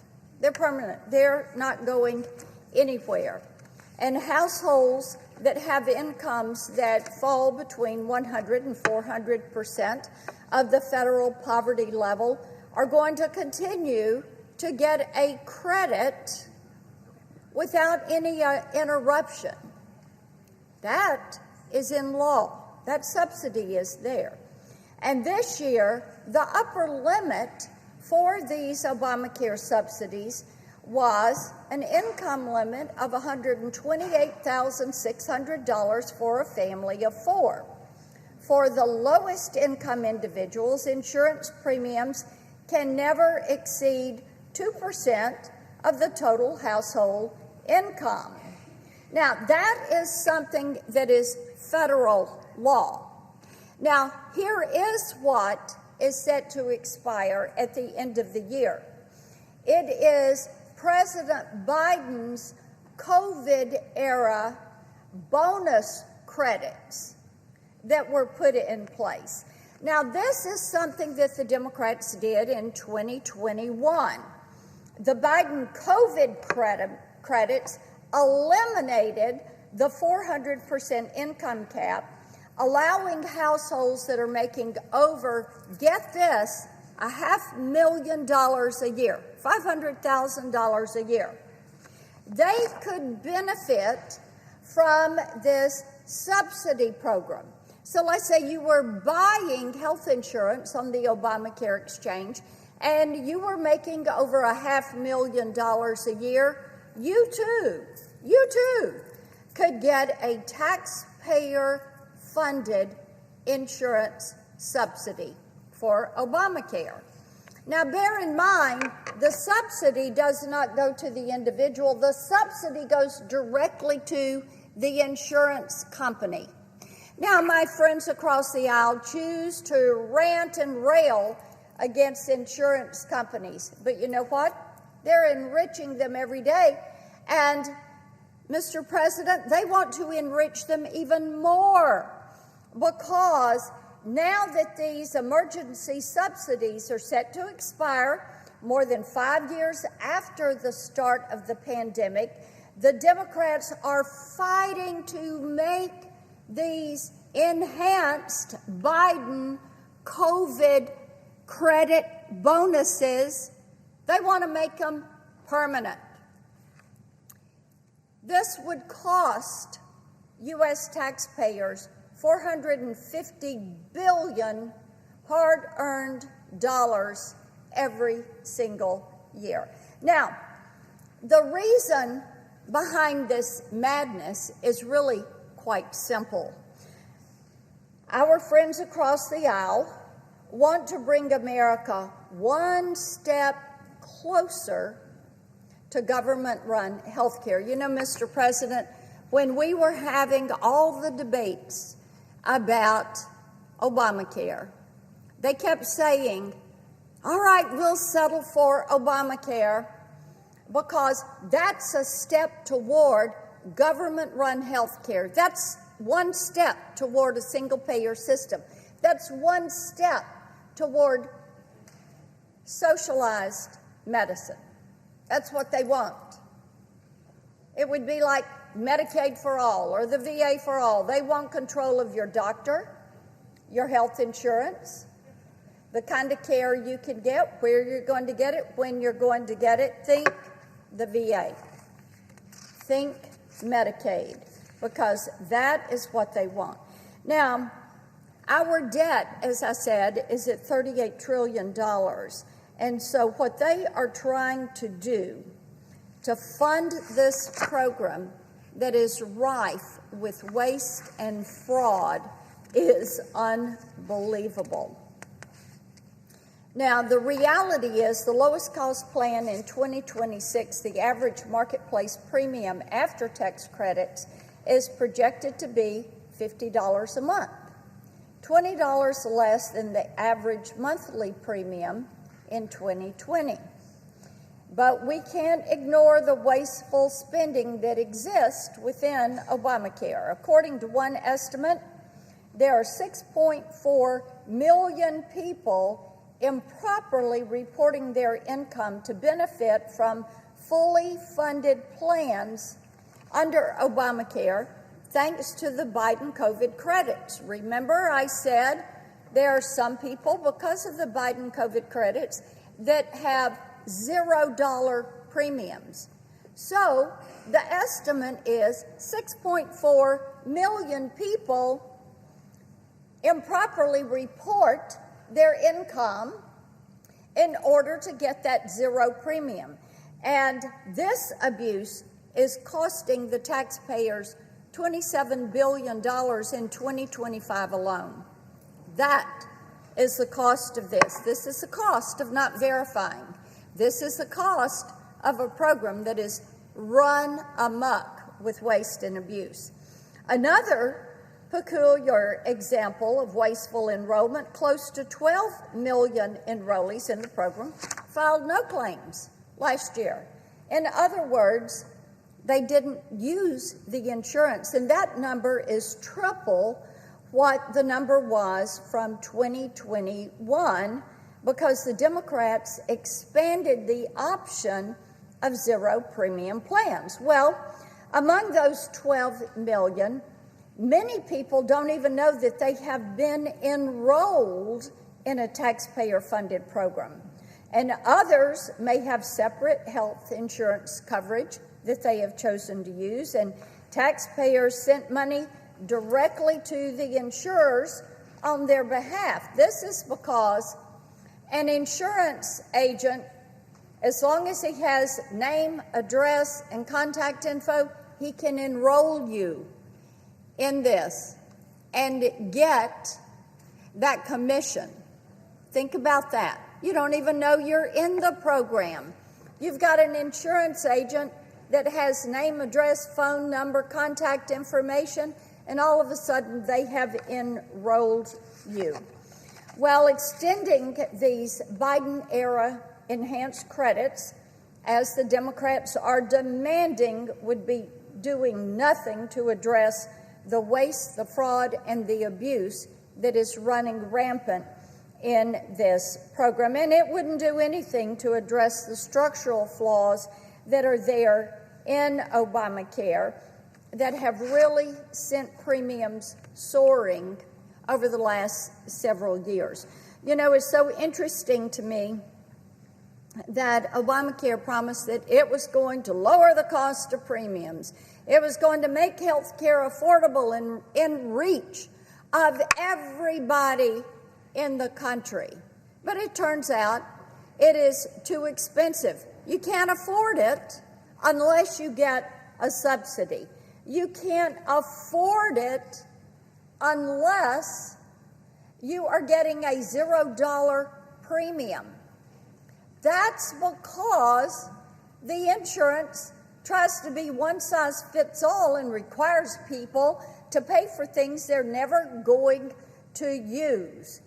So what we have seen is the price of the insurance and the utilization. The price has gone up, the utilization has gone down, because you've got an insurance card, you've got access to the queue, but you can't get a doctor, and you don't get in to see the doctor. And we know that the cost on these premiums really shot up after the Biden COVID credits went into law, and as the premiums go up, taxpayers are on the hook to subsidize the insurance companies. Remember, the payment goes to them, not to the individual. It goes directly to the insurance company. The agent can enroll you even if you don't know you're enrolled, because they've got your name, address, phone number, contact information. Republicans have already started to address the root causes of this escalation. We've secured measures in the big, beautiful bill that prevent illegal aliens from receiving subsidies under Obamacare. We prevent them from getting Medicaid services also. It also requires individuals who misstate their income to repay the excess subsidy that they got. That seems fair. If you lied about it on your form and it shows up when it's verified, you're not going to get off with a slap on the hand. You got to repay. You've got to pay. Because if you're cheating, it means somebody else is going to be paying that difference. So, requiring applicants to verify their income, their family size, their immigration status, and their residence before enrolling ensures that you're not going to have people abusing the system and ripping off hard-working taxpayers. Now, Mr. President, that is common sense. Our Democrat colleagues should be working with us to implement more integrity measures to ensure that these taxpayer-funded benefits only go to the people who deserve them. Republicans want to tackle the rising premium costs because this is too expensive to afford. They want to drive down the cost of prescription drugs by holding pharmacy benefit managers, PBMs, accountable. We want to streamline the process for prompt payment of claims, put a shot clock on these insurance companies, make certain they're paying your local doctor, and maintain the fiscal solvency of the Medicare program. We want to see health care freedom. People want to make certain that we've got choice and options, that you're not mandated into a program you don't want that covers things you don't need. How about health savings accounts? How about association health plans? How about a cross-state line purchase of health insurance? So when you get a health insurance product you like, you can keep it. When you get a doctor you like, you can keep him.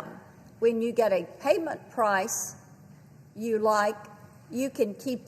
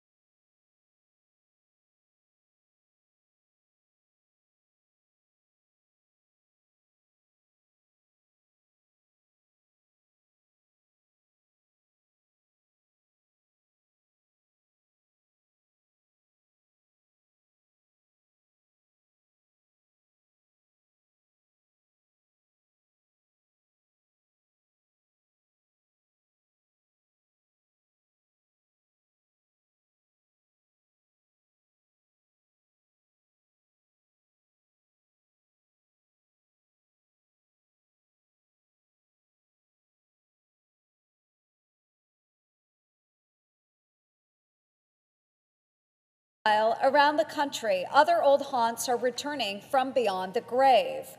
But there's no reason to fear this zombie apocalypse.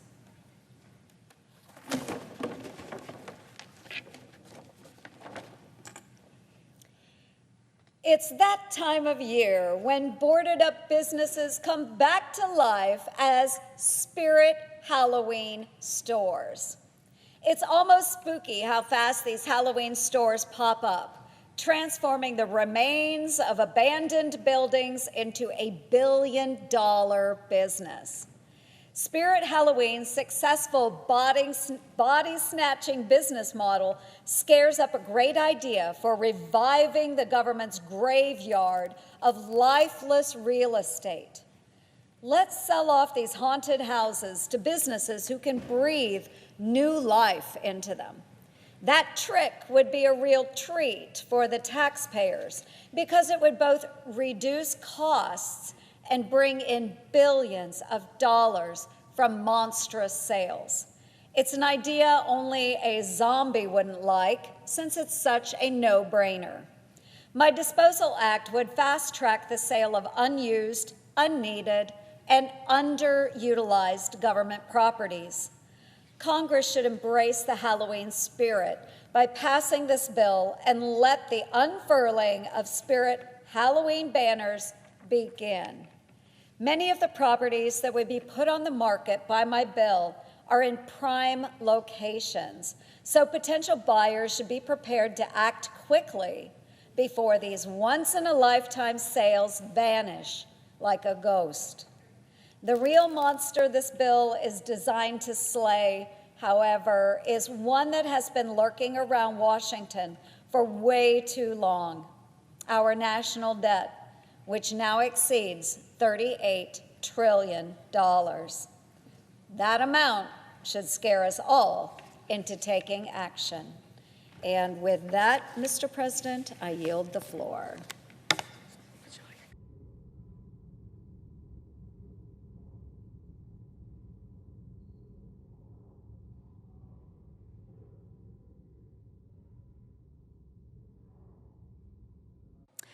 I would note the absence of a quorum. Clerk, call the roll. Ms. Alsterbrooks.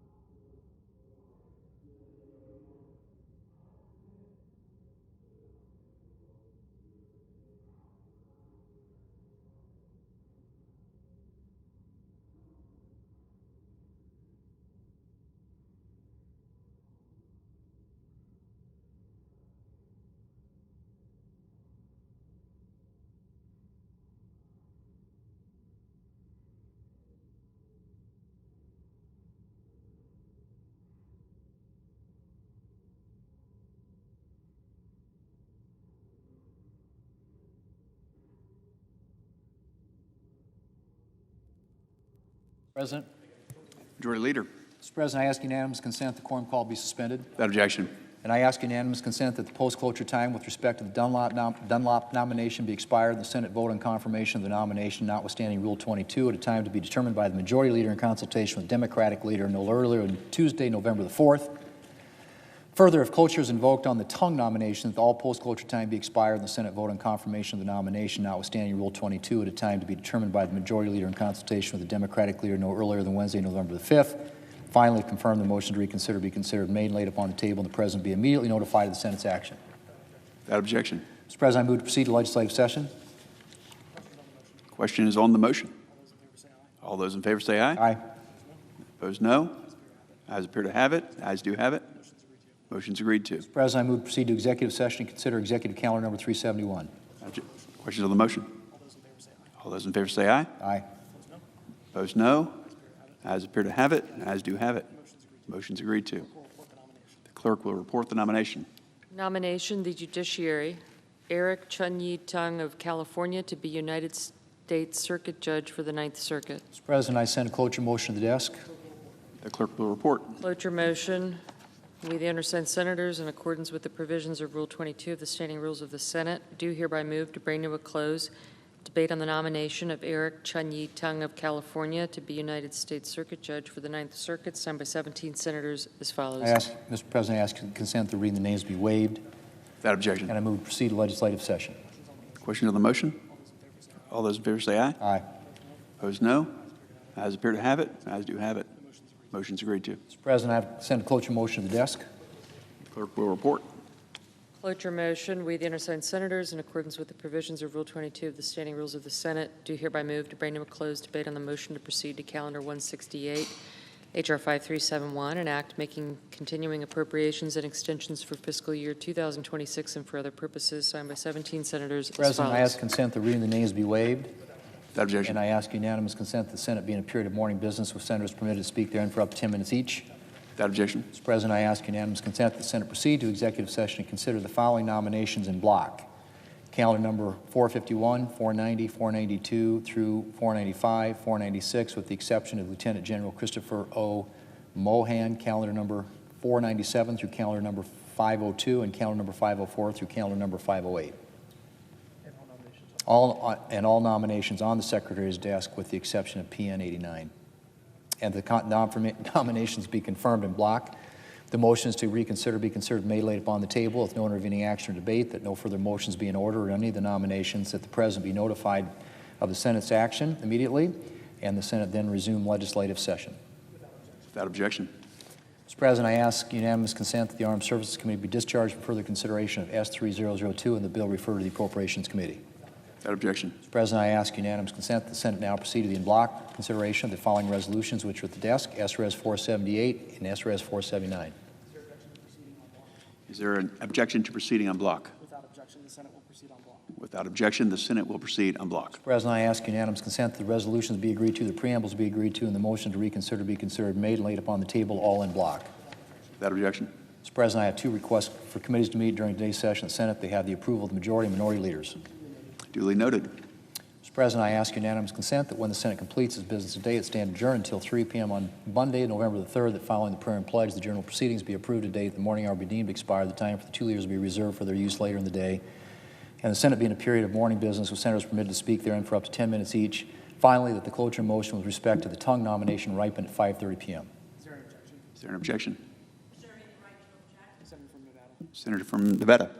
Reserving the right to object. This is truly outrageous.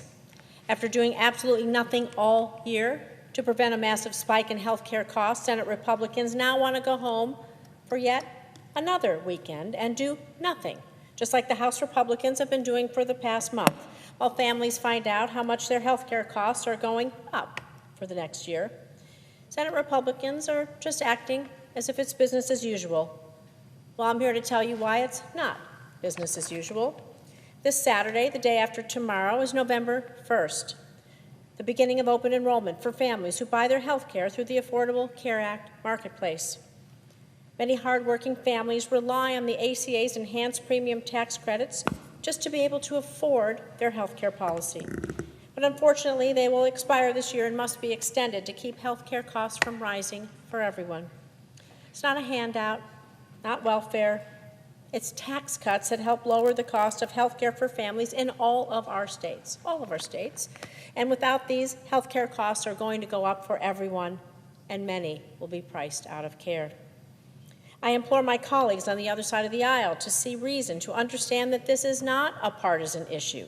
Americans, well, all of us, are one medical diagnosis away from catastrophe. Strokes, cancer, heart attacks, don't care if you're Democrat or Republican. It's why we need to make sure all of our constituents are able to afford a health care policy. It's not unreasonable. But if an appeal to humanity doesn't work, maybe an appeal to your political instincts will. 6 of the 10 states that have the most amount of people receiving the enhanced premium tax credits are states with 2 Republican senators, including Florida, which is at the top of the list, Texas, North Carolina, Tennessee, South Carolina, and Ohio. So this isn't just good policy. It's critical for your own constituents. Isn't that why we were all elected? Not to go have gold-plated dinners at the White House to celebrate not taking action on Americans' health care, protecting Americans' health care. We were elected to help families, to stand up for them and make sure that they could thrive and reach the American dream. And it's about damn time we remembered all of that. So no, we should not act like this is business as usual. We should work to find a path forward that protects health care access. And if that means we need to be here all weekend, so be it. And if you disagree, I want you to be on the record saying you want to go home for the weekend right as families are confronted with higher health care costs. And so everybody here knows me. I'm usually pretty mild-mannered. I'm willing to work with anyone. And I remain willing to work with my colleagues on both sides of the aisle to prevent health care costs from going up in the future. But I'm fed up. The dysfunction in this place is going to have real consequences when people lose their health care coverage. And I'm done. I'm just done. We need to figure this out, work in a bipartisan way, not next week, but right now. So therefore, while I do not object to the senator's motion on housekeeping matters for the Senate, I will not provide my consent to adjourning the Senate today without a vote so that members of this chamber can make clear whether or not they are willing to give up one weekend to roll up their sleeves and work together to prevent a massive spike in health care costs. Thank you. Further business to come before the Senate, I move to it. Without objection, so ordered. Mr. President, if there's no further business to come before the Senate, I move to adjourn under the previous order. Questions on the motion to adjourn? All those in favor say aye. Aye. Aye. All those opposed, no. No. Ayes appear to have it. The ayes do have it. The motion's agreed to.